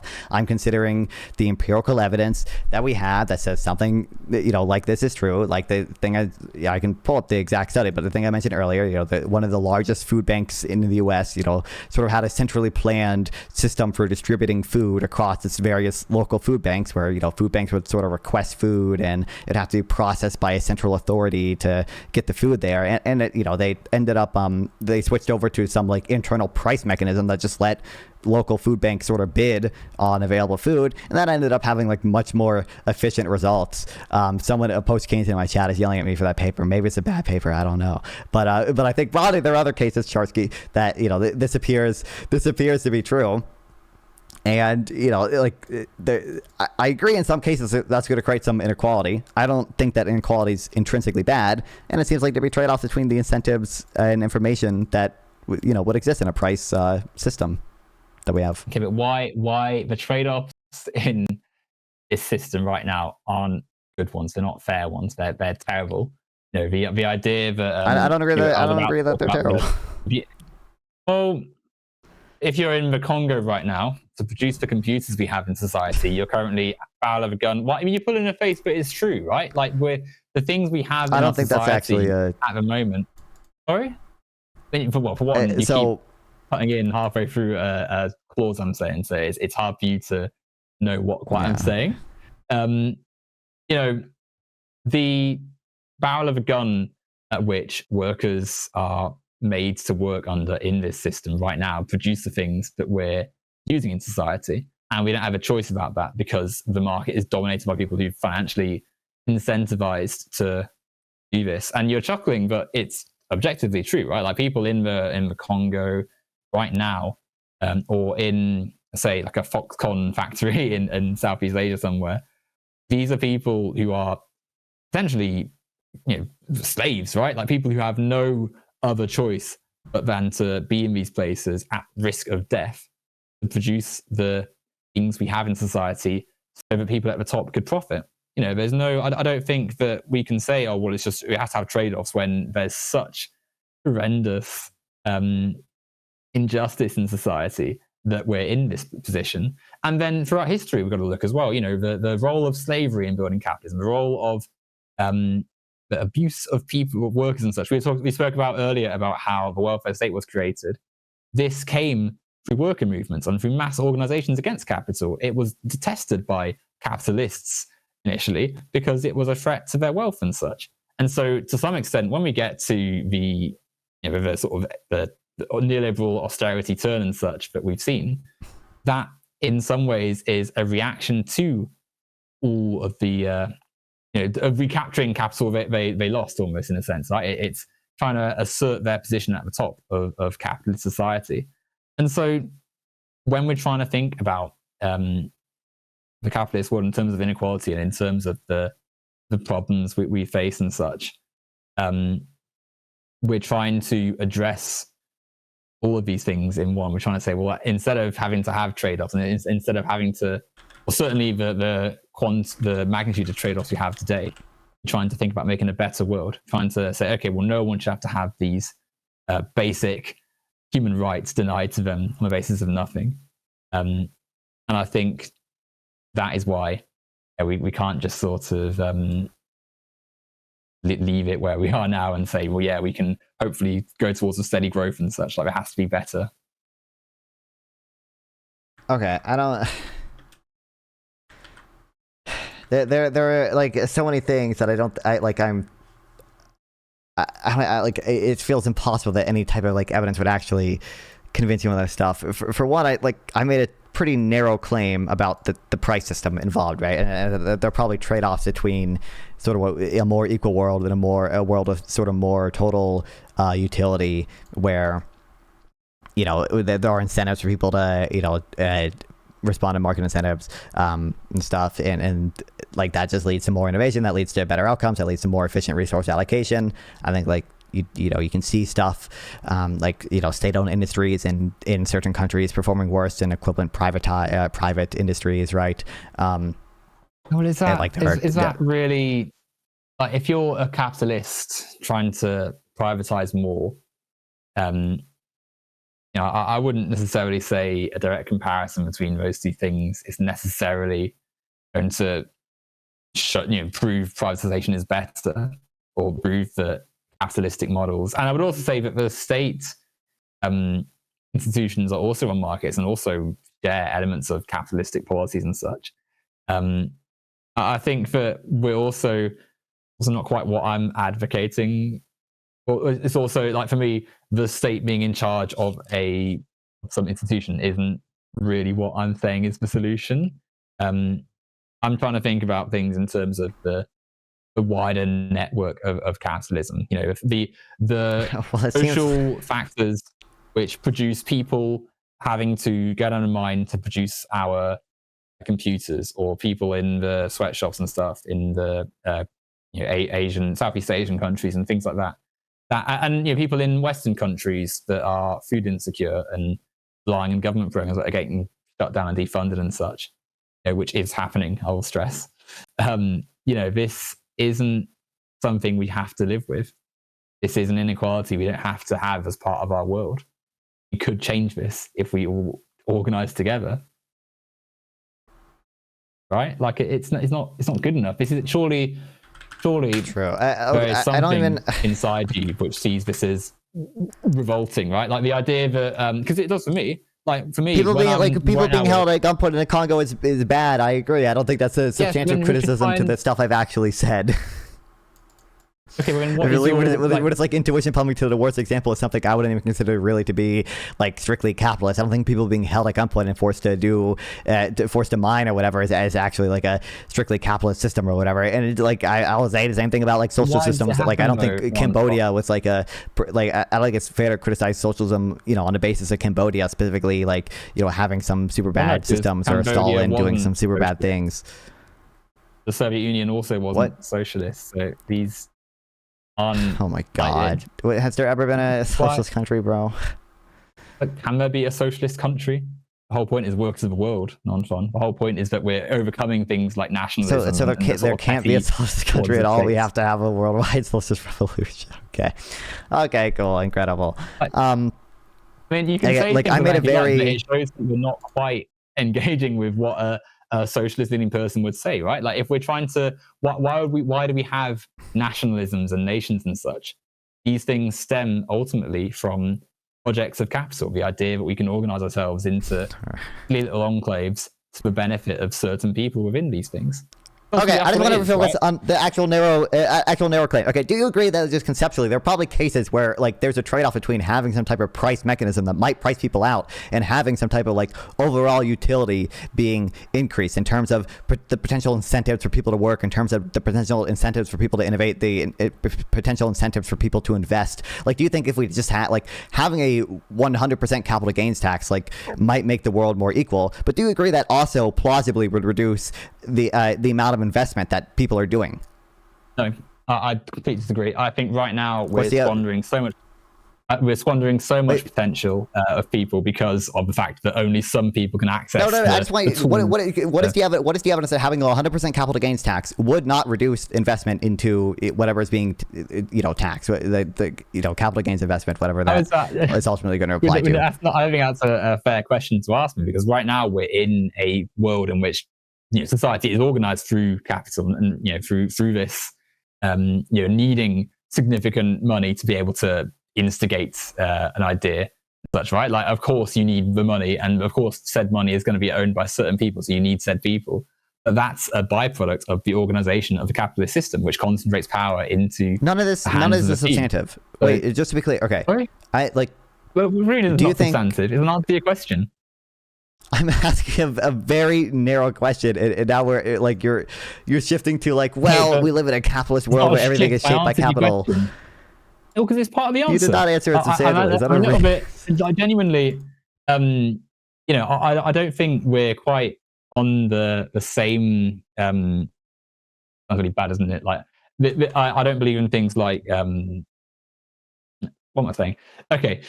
I don't think we're coming at this from the same angle. Like you say, oh, give me a narrow. Like, I've got to ask you a narrow question, but the answers that we're trying to find aren't constrained by such questions. I feel like we need to be thinking, connected more to issues more than just the example you gave, because it does naturally expand beyond more than just like a maths question, right? Like, it's not as though we're in a computer and we can plug in values for X and Y and just have an instant answer. The social world is more complex than this. And so, to try and think back to your question, we're in a world that is sculpted by wealth, by capital.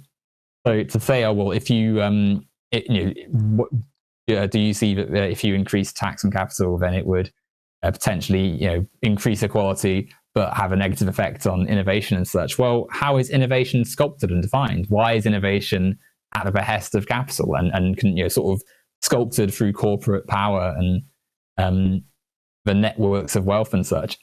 Because of the world we've produced it in, because of the world that we live in. There's no reason that innovation couldn't come from the guy in the rice field, or the guy in the mine in the Congo, or the guy in the production line at Foxconn. But they never had the chance to realize this because they're trapped in a system. Wait, which if you're deciding what capital gains tax should be, or how much of the economy should be socially owned, or any of these questions, what evidence are we using to answer that question? Are we using just vibes about what could potentially happen under a social system, or like what the hell are we doing here? Why are we? Because that seems like that's what you're citing. Right? You're citing, I could conceptually imagine social innovation coming from this person or whatever. Right? You think it seems like this, and clearly you've read quite a lot of economics. I'm being too channel. I'm being too channel with my words. You are doing this. You're not citing any evidence of me. All you're doing is constantly shifting to like some broader vibes-based picture of stuff. You can't just call it vibes because it's not in an economy paper. I've cited plenty of things. You're not citing... The things I've cited have plenty of stats attached to them. Obviously, it's not as though I've just wandered onto the stream and... Sorry? I don't even know how much actual like causal inference stats it has attached to it. I don't even think it has that much in it, bro. Right. There's plenty in the papers I've cited. The fact that you said earlier, oh well, we don't need to what? Sorry. I said I'm sure. Also, by the way, I'm not even. It's not like it's I'm dismissing all the economy papers. I'm saying that the way that the data is represented, you fill in faces and such. What I'm saying is, the way these papers are representing the social world is losing vast parts of the information. It's losing. You don't know how they're representing the social world. You admit you don't know what PC is. You don't know how they're calculating hedonic adjustments. You don't know how they're how they change the basket of goods over time. Like, you don't even know what they're doing. What do you mean? What's this? These are words, right? Obviously, it's using the numbers and statistics and such to suggest trends and things like that, and show that spending may or may not have. Do you not see that I'm trying to say stuff, and you sort of just like coming to a conclusion about what I'm saying before you're hearing it, like you're snickering and such. Like, don't think that's what I'm doing. What? I don't think I like when I'm snickering or something is because like what like you're just doing the same thing repeatedly. In what same thing? Okay. Do it either like you don't substantially respond to my like questions and you shift to like some just like incredibly broad sort of I would say vibes based analysis. You would say vibe based analysis. But a lot of it seems to be. in the way that you're In what not way? actually like you're not presenting any evidence. You haven't even told me what type of evidence we should really be considering in a lot of these cases. You're simply giving me like some like broad argument of like, well, sort of more broadly philosophically, like there's no reason innovation couldn't come from a student in the rice farm, or when you do this analysis, you're missing some vibe, some fact on the ground. I'm going to say, see, is that something you don't agree with? Is that something that is an issue for you?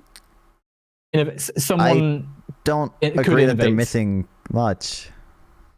Oh, that someone hypothetically, I agree. I agree. Someone in a rice field could innovate, and I'm sure there are plenty of examples historically. People from rice fields doing innovation. I also think all else equal, if you reduce as the CEO, if given the same resources. So, like. All else equal, probably, but I would guess that CEOs are probably disproportionately like smarter people on average, and therefore, like in the real world, they probably would have some. Based on they have the resources to be able to gain the education and such they've had, and be able to operate in a business world, but not inherently. So are we assuming these people? So it's the question, or if we assume two people are like just of equal intelligence and are of equal skill already, like would they have the same? You can measure it properly. Intelligence is a very subjective and multi-faceted thing. But you recognize we have measures of intelligence that will correlate with like the number of patents you have, right? Like that is something that we can see some correlation between. The audio cut out. Say that again, please. You recognize like there are measures of intelligence we have, even if you want to call them perfect, that will probably correlate with how many patents someone gets, or what level of job they're in. It's not going to be perfect correlation or anything. They're socially mediated. They come through the social world. They're also objective to the sort of person that's designing the test. And whilst, of course, they are useful in some contexts, they don't mean someone is inherently smarter than someone else. And certainly don't mean that the CEO who's had the formal education and such isn't massively benefiting from environmental differences in their upbringing and such, which make them smarter and more able to innovate, potentially, than someone in the rice field. I agree with that. And well, then there we go. There's no reason someone in the rice field couldn't. Well, no. So I agree the CEO is benefiting from environmental factors. That is certainly true. There's also probably some aspect of it that is genetic. I don't know how big that effect is, to be fair. But genetic. God. I mean, like plausibly, some amount of intelligence is going to be genetic, right? But I don't know how big that effect is. I've never looked into it. But that's most likely the case that some patterns, some things, in the sense of someone's, you inherit you like some sort of eyesight thing, and it's like it makes it harder to recognize patterns and such, right? Like it's obviously there's some elements of things, but something like intelligence is such a broad word and exists in so many different ways. It's not just like, you got an A on this paper, therefore you're more intelligent than someone who got a B. Like it's something which exists in so many different contexts that to say, oh, well, this person is genetically more intelligent than someone else, I think is not something we should do. And I'm not saying that you're necessarily saying this, but clearly when we rely on tests and we sort of lean into, oh, well, these people are more innovative, therefore they are more suited to the upper positions and therefore should be a million times richer than someone else. Lends itself I don't think I'm making a claim that strong. So where to start it was simply. I don't think you are. No. I'm saying that what can be. No, because so I don't actually believe like in the deservedness of any like income you get even from your own innovations necessarily, because like I do, fundamentally, like I'm a utilitarian. I care about what's better for everyone overall. That's not always going to align with sort of some moral claim that we think you might have to some innovation or whatever. And I don't believe a lot of those moral claims hold because I'm essentially a determinist. I don't believe in I don't believe in free will of the type that would actually grant you like any that type of moral claim. I think it is all down to genetics and environment that you don't really control. But regardless, I do still think that there's going to be trade-offs involved in in these things and taxing and reducing the after-tax return to investment and probably getting less investment. And I think there are more efficient ways that you can, tax stuff that can avoid those problems and still raise a lot of money that you could even redistribute to have relatively expansive welfare programs. But I think those trade-offs exist. And I also think it's probably the case that CEOs are disproportionately the type of people who are likely to have a higher capacity for innovation. Now, maybe that's because of the underlying social factors, but like if the hypothetical is we take a person who's a CEO right now and a random person off the street who's more likely to be innovative, I'd probably say the CEO. If the hypothetical is, let's just assume two people are essentially the same, one of them happens to be a CEO, one of them happens to be someone in the rice field, I would say they probably have an equal chance of being innovative in that case.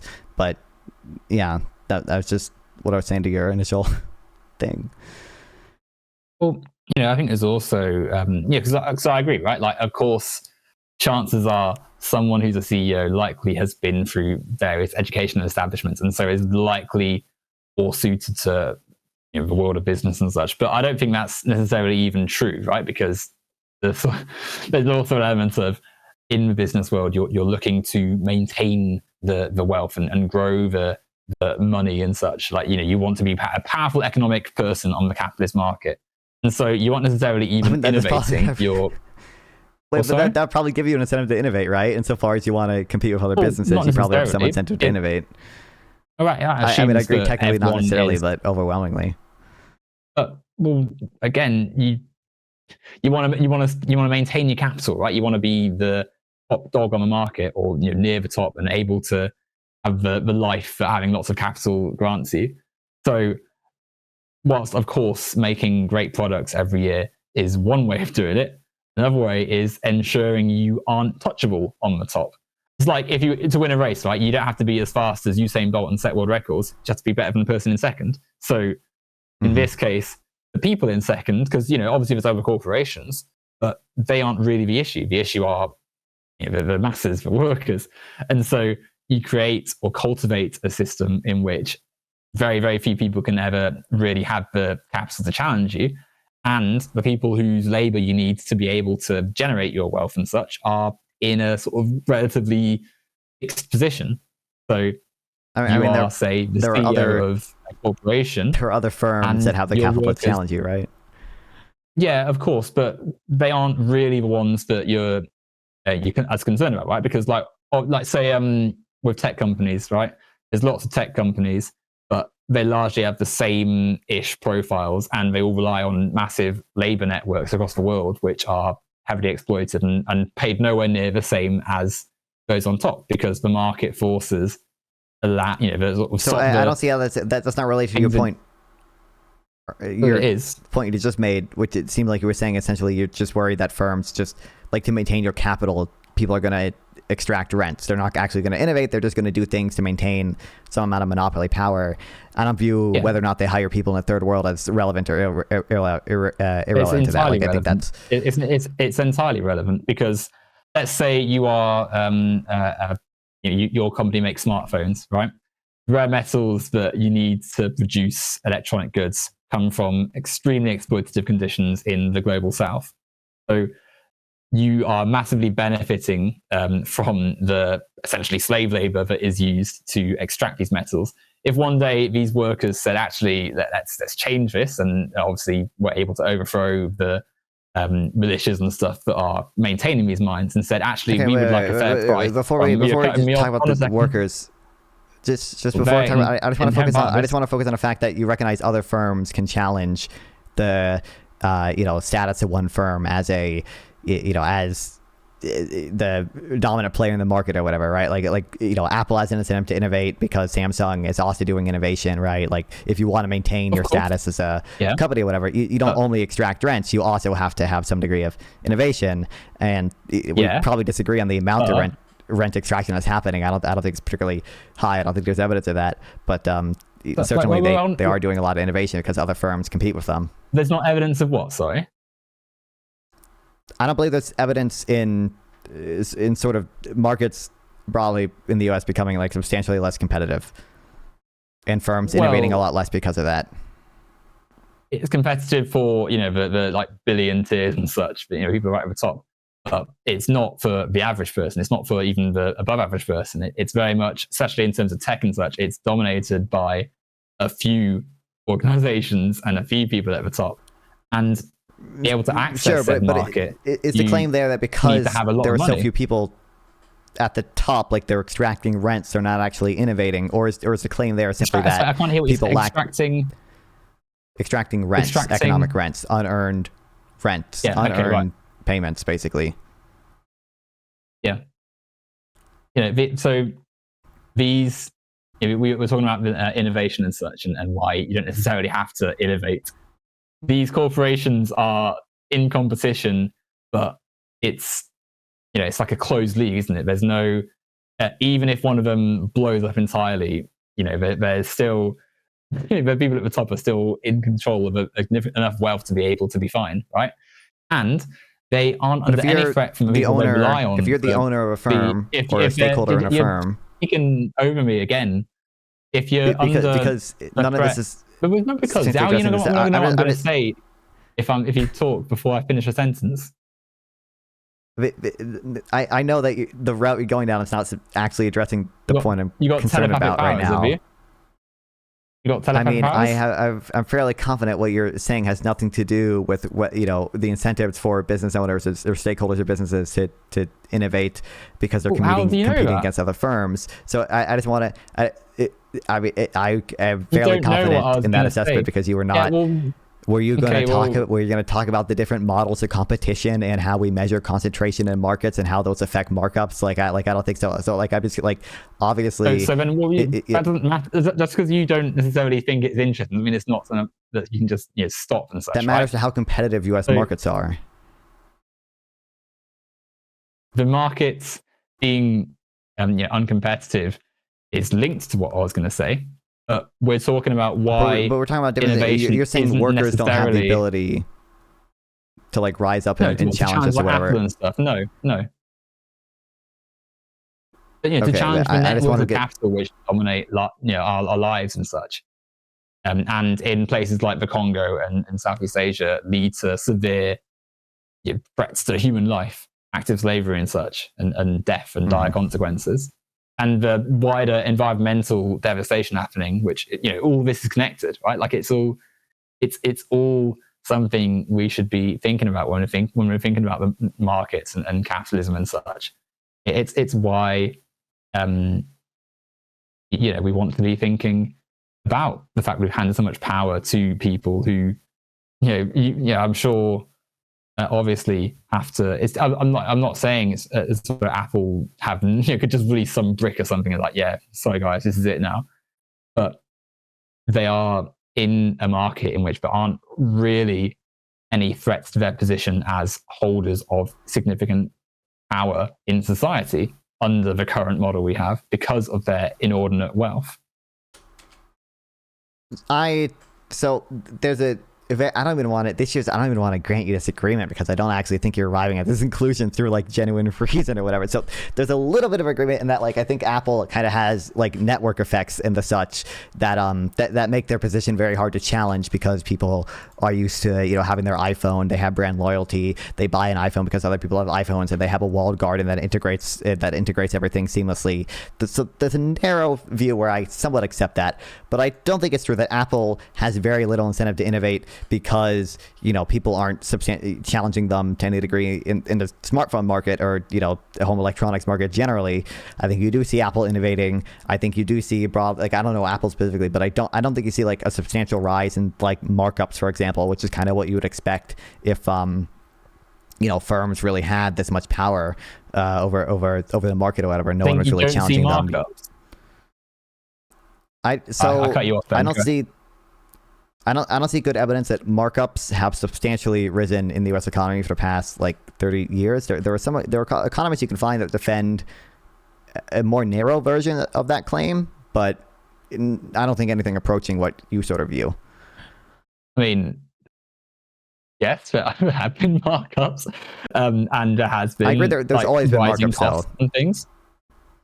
Not to the extent we're seeing now. Certainly not to the level of absurdity and like you just said that. I don't believe you have And- any evidence to support that though. So like, what is the evidence that markups have risen substantially in the last 10, 20, 30 years or like anything? Like, Oh, the costs have gone up for all these things that we. okay, do you know what a markup is versus just the cost of a product?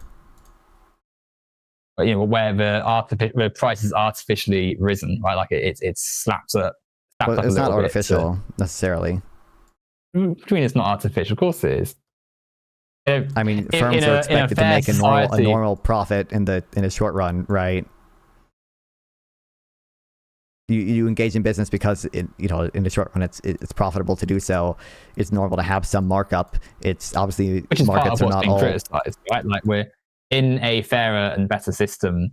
The good we're producing is something felt equitably, and it's something that everyone is able to participate in the benefits of, not some sort of person at the top siphoning their disproportionately large share and not quite the same being realized for everyone else. Certainly not the people in the Congo who had to go into the mine to make all this possible, right?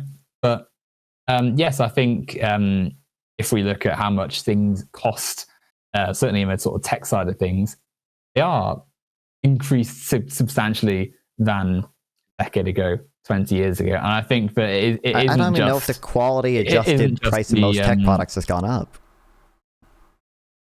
Quality adjusted like if I give you price. Yeah, like the price of tech products, like home electronics, whatever you want to measure. I'm not sure if the quality adjusted price of them has even gone up. What do you mean by quality adjusted? Like, I mean in that you count in the price sort of how much the computer can actually do, right? Like how fast the computer is, how loud the speaker is, right? How is that calculated? So, like generally speaking, you try to do hedonic adjustments. I think that there are slightly differing methodologies within PCE and CPI and how to do them. But you try to account for essentially how much in the rise of the price of a product is accounted for just the increase in the the quality of the product itself. So of the things that you can measure, like for example, how much RAM is in a computer or in a phone, how much of the price going up, in a 1 year time span is explained by the fact that this phone just has more RAM in it now. And you can calculate that by just looking at the price of RAM and trying to account for those things. That's roughly the methodology. Who decides how much a price should go up based on how much more this computer can do, in terms of processing power and such? I believe they look at the market price for these things to try to estimate the cost to the firm. And who decides the market price? It's an interaction between buyers and sellers, and depends on how much power each have, and depends on how much concentration there is in the market, and depends on who decides the market price. There's no answer. There's no simple answer to that question. There is an answer, because that interaction is, of course, between peoples. But who is the person deciding the price of the thing being sold? It's an interaction between buyers and sellers, and it depends on how elastic the demand is, and it depends on how concentrated the market is, and how much firm, I can interact how much power. I can interact Nonfon all I like with these corporations, but who decides what the price is? So market prices are who decides decided by a complex mechanism of. I'm sure it's very complex, but who decides? I'm telling you.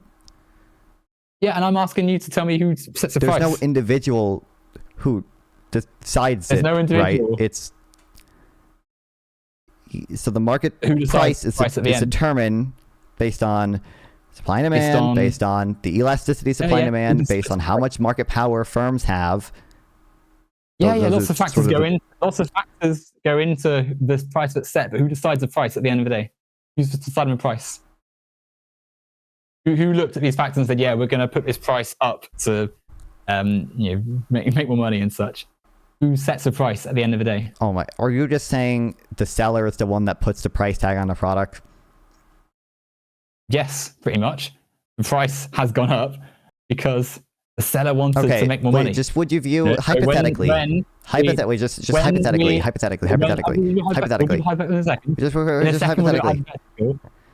a second hypothetical, Nonfon, right? But this language we use when we're talking about all these different economic adjustments and all these different measurements and such ultimately stem back to the capitalist, the person who's setting the price in the first place. So when we're saying, oh, well, it's all adjusted and it's all accounted for, and it's a relation and such, ultimately all the power still sits with the people who own all the stuff in the first place. So yes, I would say absolutely. What doesn't follow? Just because the seller sometimes puts the price tag on the product doesn't mean they're the one with all the power, right? Like McDonald's cannot charge $100 for a Big Mac because Burger King sells similar products for under that price. No, but they're still happy to charge a price they know they can make a profit off because they know it consolidates their power. What determines the price they can make a profit off of? Yeah, the market forces and such, which are sculpted exactly by what them. I said. It's going to depend on the pricing power firms have. It's going to depend on the elasticity demand from consumers. Yes, and all of those things are things they are able to influence because of their disproportionate control of the market. Not that much. Yes, that much. Because just give me. There's an example. Hold on. There's an example of this you could actually say. For example, how does a firm make the elasticity demand for consumers more inelastic? How does the first? No, why don't you tell me? Wait, so you don't have an answer? So you don't even know the ways they could do that? I'm asking you to tell me. I'm just saying you're saying that you have examples and you don't even have one. I was talking about a minute ago about how markets are dominated by capitalist forces and such, and how the way prices. I literally gave you an example too, which is great. You could a firm could create network effects. Could try to create network effects, for example, like Apple has done by having only. I mean, the regulation made them get rid of this, but having only blue bubbles, with other iPhone users, right? That's an example of essentially increasing the switching cost for consumers because you built up some type of walled garden, some type of network effect there. There are mechanisms by which firms can make demand more inelastic, right? That's the thing that can happen, but you don't even understand enough to cite those. But just hypothetically, okay? This is hypothetical. If there was an economist named something like Vernon Smith, hypothetically, and let's say in the 60s he did a number of lab experiments, and let's say hypothetically he tested the exact things that we're talking about right now, as in he tested if you only give when running auctions, when you only give sellers the ability to list a price, or when you only give buyers the ability to bid on things, or when you let sellers and buyers both interact with prices or whatever. Hypothetically, if he came to the conclusion that all these methods came incredibly close to the true price, and sellers did not actually have more price setting power, and when they only set the price, in fact, guess what? Sellers actually had less, but they had lower markups in the setting where they had where they were the only ones that listed the price because they were in more intense competition with other sellers. They have to reveal information first. Would that change your mind at all with regard to who sets the price on stuff? These experiments don't quite correlate to a world in which vast amounts of capital across different forms are owned by said corporations. So going back to McDonald's, sorry? Do you agree that what you said earlier... What did you say a second ago? What did you say just while I was speaking? You said something. I said, oh my God. Because it's not a answer to my... Because so five words in and you're interrupting again, basically, is what you did. Substantially engaging. No, but how? Why you're switching back to some real world thing? I just want the point right now. I'm trying to get you to I'm literally trying to answer your question, and then you jump in with some silly little comment and looking off to the side and such.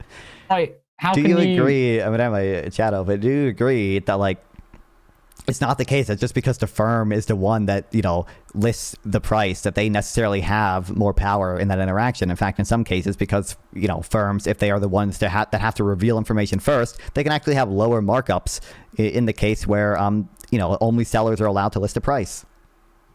Again, sorry, I hit my hand on the desk and I didn't hear what you said. Sorry. Again, I should do that, Chojki. Wait, okay. Can you just repeat the claim that I made about the auctions back to you? What was my point there? What was your point when? When I was telling you Like about these auctions and about, you know, sellers and buyers having to reveal prices first, like what was my point there? Like, what was I trying to get you to consider? You were trying to get me to think about the fact that there's many different forces in the market which, you know, have an influence on how someone's able to mediate the market, and that, you know, a seller is obviously competing with others. You know, there's different ways in which they are having to think about how they can price something before they just say, yeah, I want to put it at this price. Now, to be honest, I've not been quite a few times you know, like just then, for instance, I didn't quite hear what was said, like when I asked you to repeat yourself and such. And every time, or quite a few times, I've tried to respond to what you've said. You know, it's that you jump in straight away, and so it sort of loses some of the track of what has been said. Okay. Now, that didn't quite match up with what you said, then I apologize. But you know, when you jump in, sometimes that's what happens. Right? Now, if I didn't hear what you said and I've misrepeated it, then I'm happy to hear it again, and we can go from there. If that is, okay. You know, do you agree that there are lab experiments that conflict with the view you presented, which is that because sellers are the ones that put the price label on the product, that they then have some price setting power? I think that a lab experiment is very different to the wider social world. I think when we spoke about McDonald's, just real quick, would it change your mind if hypothetically people recreated this very same experiment with actual markets? Like, people have literally, they've created, like, they've studied actual farmers markets where this stuff happens. It's not the case that this is just lab experiments. No, I don't think it's quite the same as what has been, you know, said. And I also think that it's not quite as analogous with those things, right? It's not as though, you know, we're talking about you know, sort of small scale experiments. We're looking at the wider portrait of the planet. And so, as I've been trying to do a few times now, you mentioned McDonald's not being able to put a Big Mac up to $100, right? But what McDonald's have is vast networks of capital across different continents, right? They own so much land around the world. They own so many stores in countries. They know they don't necessarily need to sell food at extortionate prices because they dominate the market. They have so much power. And I would also say that they also have put their prices up. And now the stuff that you know, you could buy a few years ago is now more expensive. So I wouldn't even say that. I don't know if McDonald's markups have increased. What's it not following?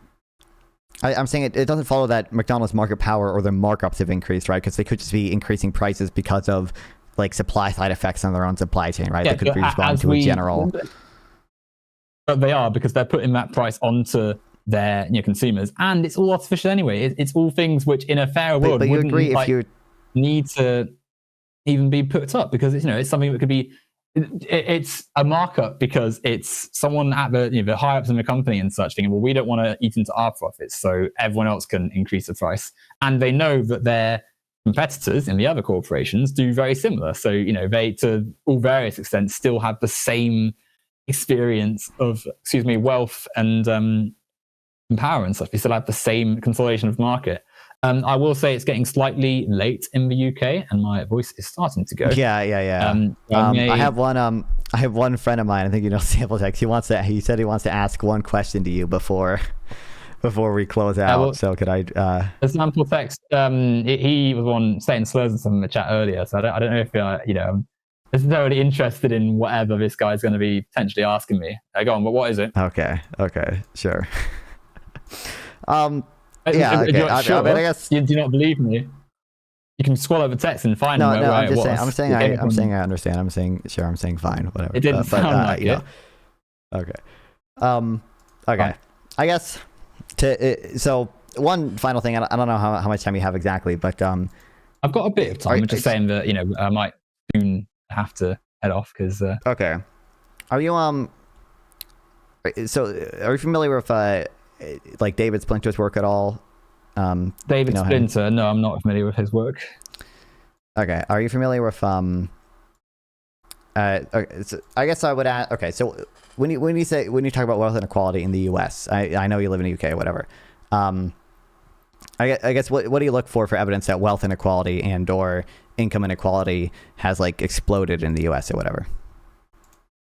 well, you get like stats and such, which filter their way through various social media and things like that. But the sort of papers I was citing earlier cite plenty of statistics, and these statistics come from various bodies, poverty centers and such, like probably the same sort of ones you were using earlier, right?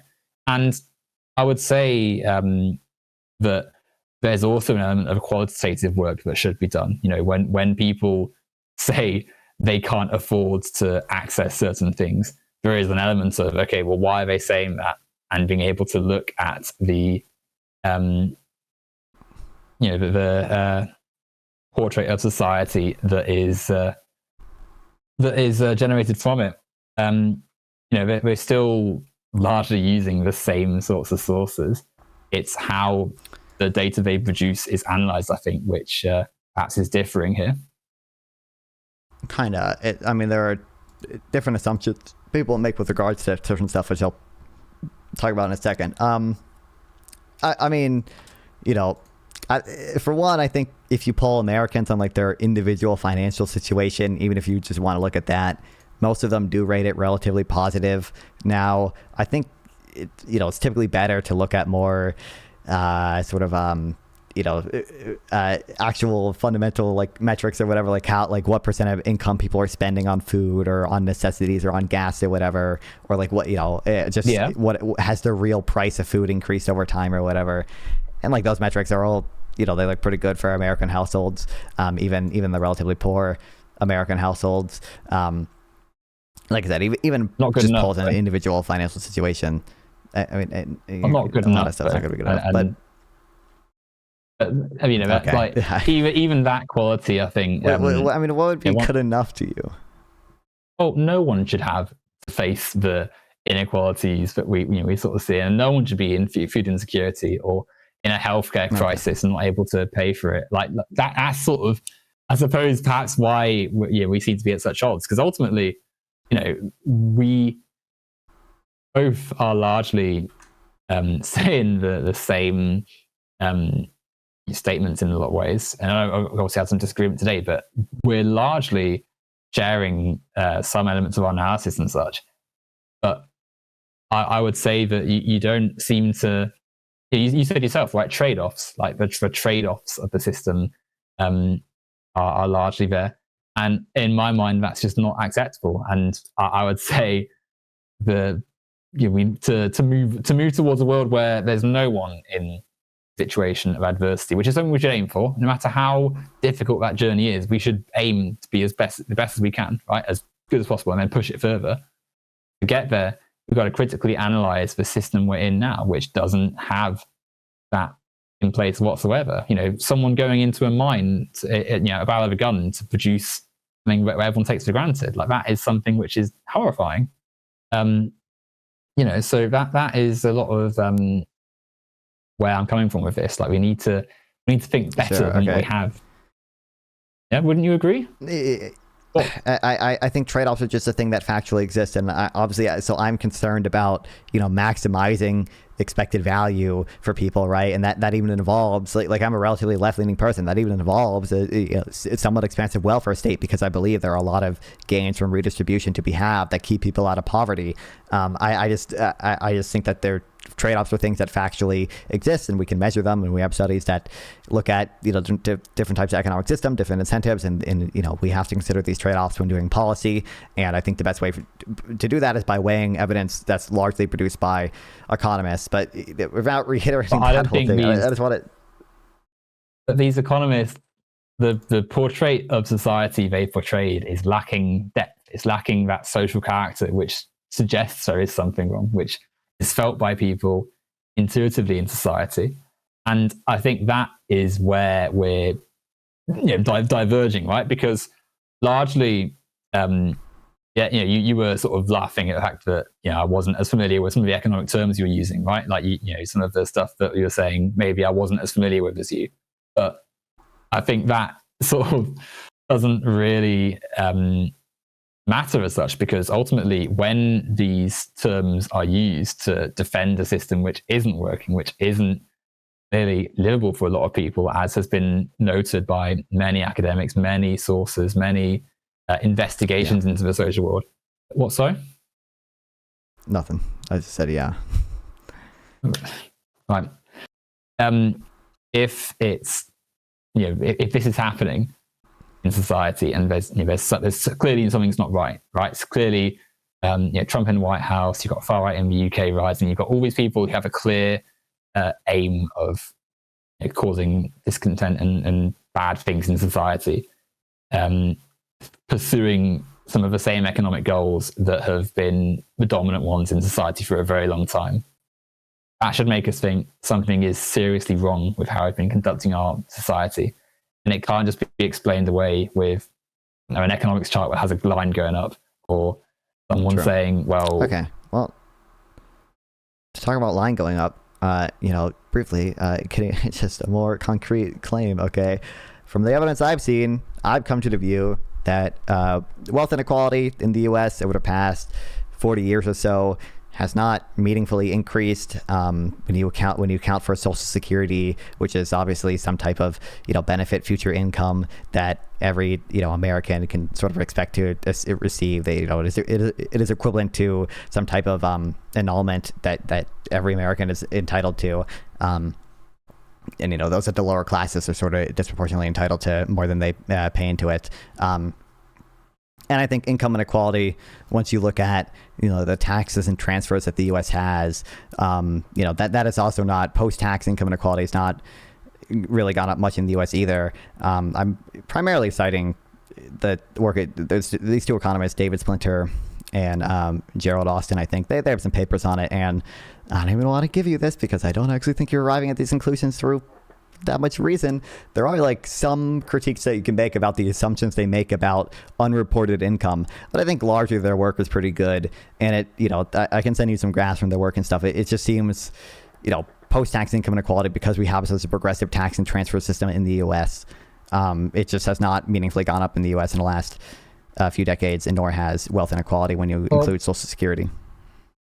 I'd be very happy to read any of these papers that you've suggested and recommended in this stream and such, of course. I think that wealth inequality is, for one, even if it hadn't changed in the last 40 years, which I'll stress it has got, there is clearly a wealthier body in society. But the Social Security Trust Fund has also grown significantly, right? A more politically connected group in society as well, especially in this Trump administration. But just real quick, you agree that the Social Security Trust Fund has grown like trillions of dollars since in this time period too, right? More people. So yes, I would say, of course.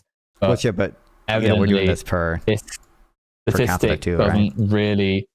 This statistic doesn't really change the central point, which is that the wealth inequality allows for disproportionate power for the capitalist organization in society to wield over the masses, hence the lack of democracy, hence the severe inequality, hence the degradation of democracy even, right? Like the fact that there is not the say, right now, in America, we do not, but then also as sort of in a second-hand way, right? We don't have the ability to be able to say and do what should be done in our societies. We don't have that actual expression and freedom and power and such. We're largely at the behest of larger projects of capital. Before I go into what, sorry?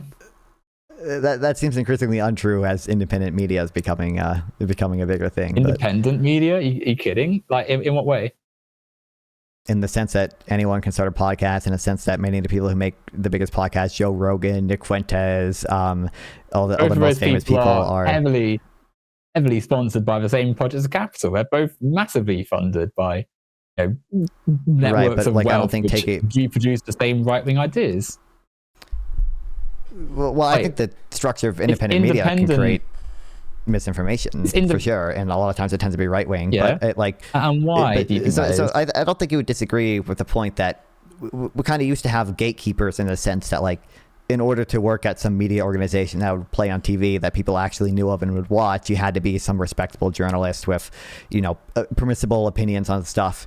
That is no longer the case. You can be Joe Rogan. You can talk about ivermectin and whatever you want on your podcast that goes to millions of people. You can talk about you can be Nick Fuentes and talk about the Jews and the immigrants and Black people on your Rumble stream that goes to hundreds of thousands to millions of people. Like those sort of there have been a lot of checks on who can reach a lot of people that have been removed by social media, essentially. Yeah, like I get what you're saying, but obviously it's one form of capital to another, right? Like, so yes, you're right. You had to have been connected with a traditional big media outlet, but just as they were shaped by capital to varying degrees, this is also mediated by it. Like the early days of the internet, where genuinely it was whoever just has, the voice on the platform can say it, is different to now, where said influencers you mentioned are hugely sponsored by financial incentives. Like, it's for as much as anyone can start a podcast or a video series or whatever. So, and without a tremendous amount of luck, ones that have the wealth behind them will have a better chance of being broadcast to a further audience and such. And better yet, the ones who can expand their reach into political spheres too, because if you're advocating for a worldview which supports said wealthy entities and such, they're going to think, okay, well, let's give this guy a bit of a boost. And so, lo and behold, many of the figures with this heavily right-wing worldview end up with the connections to, Trump and the White House and such. And I think it is, like, I'm not sure like how you could test this stuff though is the issue, because you could imagine someone is just naturally kind of popular and they have some right-wing talking points. I'm not saying, and they and they get sponsorships as a result of that. Yeah, obviously you need to. It's not as like it's just just some kid that they've just grabbed, but at the same time, it is sculpted through this lens, because what's popular, like firstly, popularity is subjective. Like what you like is not necessarily going to be what is right. Like I'm sure there's like music, for instance. Your music tastes don't have to necessarily be in who's got the most sales of their song this week, but equally, these things are sculpted by it, because the people who have the access to the things which make it easier to be more palatable viewing experience, audio experience and such, have more resources a lot of the time going in. And certainly advertising is one of them, making the independent side of independent media not quite so, because they still vie and say it's still in the market. It's still something which can be massively affected by capital networks outside of the stuff being produced itself. Sure. So I think the disagreement there specifically is going to be a little more marginal than a lot of the disagreement we've had. I think so. The most concerning thing I have, or the biggest concern I have with like wealth inequality, income inequality, is the sort of disproportionate political influence that it could lead to. I think that's typically the thing that I'm most concerned about. Now we probably have different views on the how big that effect actually is. I think certainly in the Trump administration, there's reasonable concern that is like relatively big. It seems like now it is the case that you might be able to get a favor from the president if you are able to buy enough of his meme coin and sort of rub shoulders with him.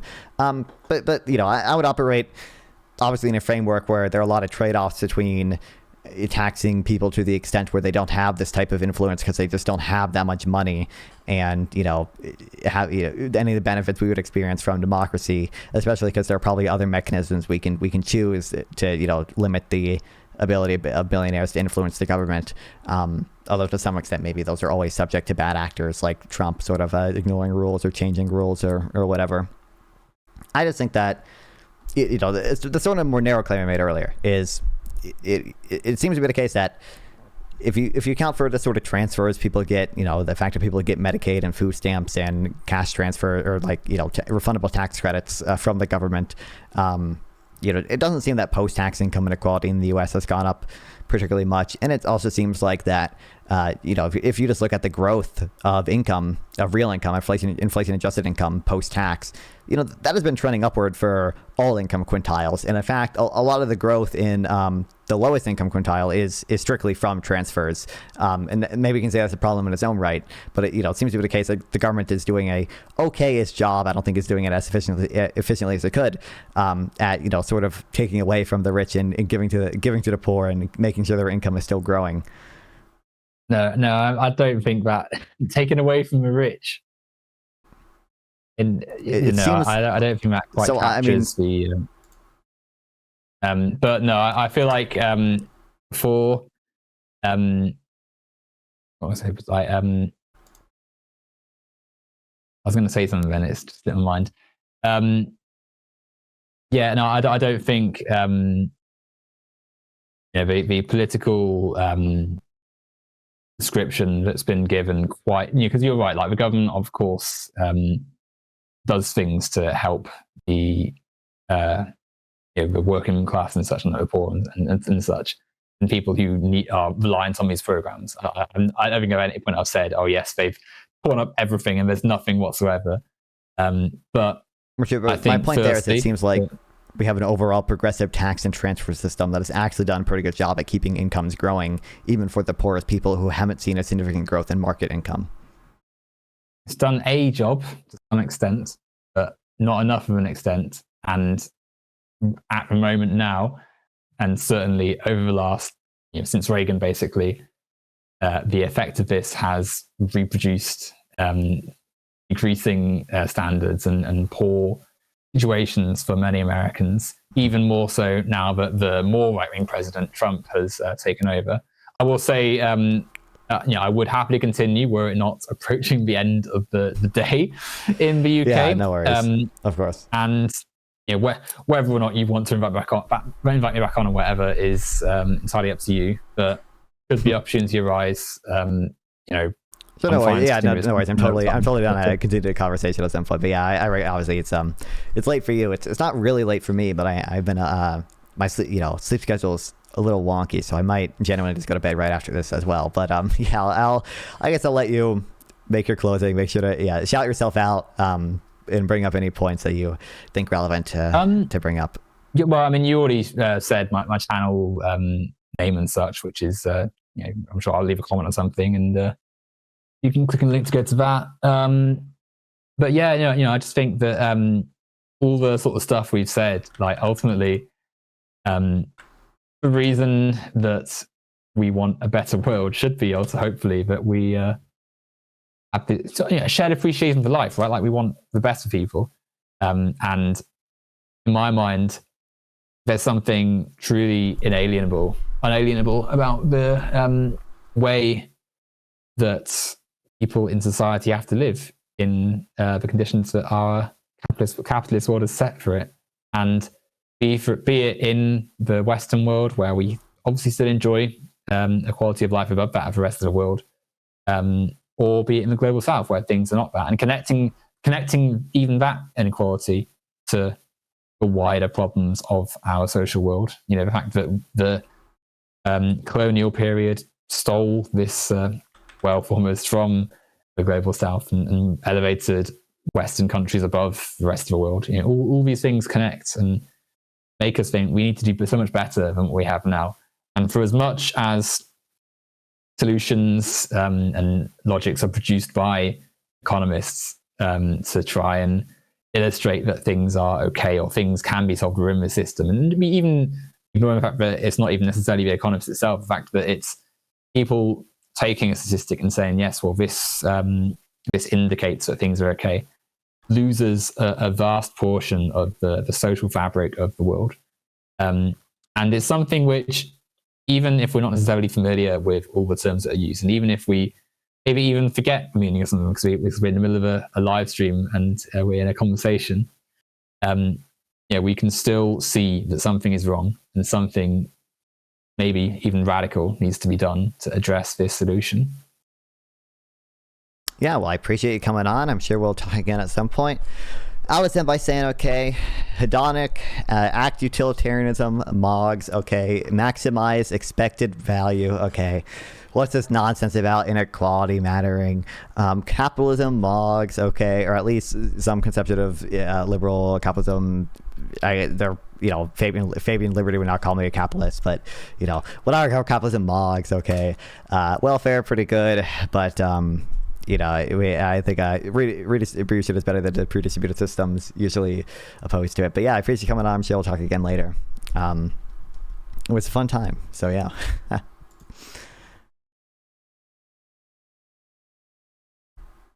Are you? Hello? Oh, God, are you still? Sorry, I thought you were. My mistake. Right, sorry. Right. Yeah. See you in a bit. Thanks again. Bye. Yeah, no worries. Okay. No, I just didn't. Okay.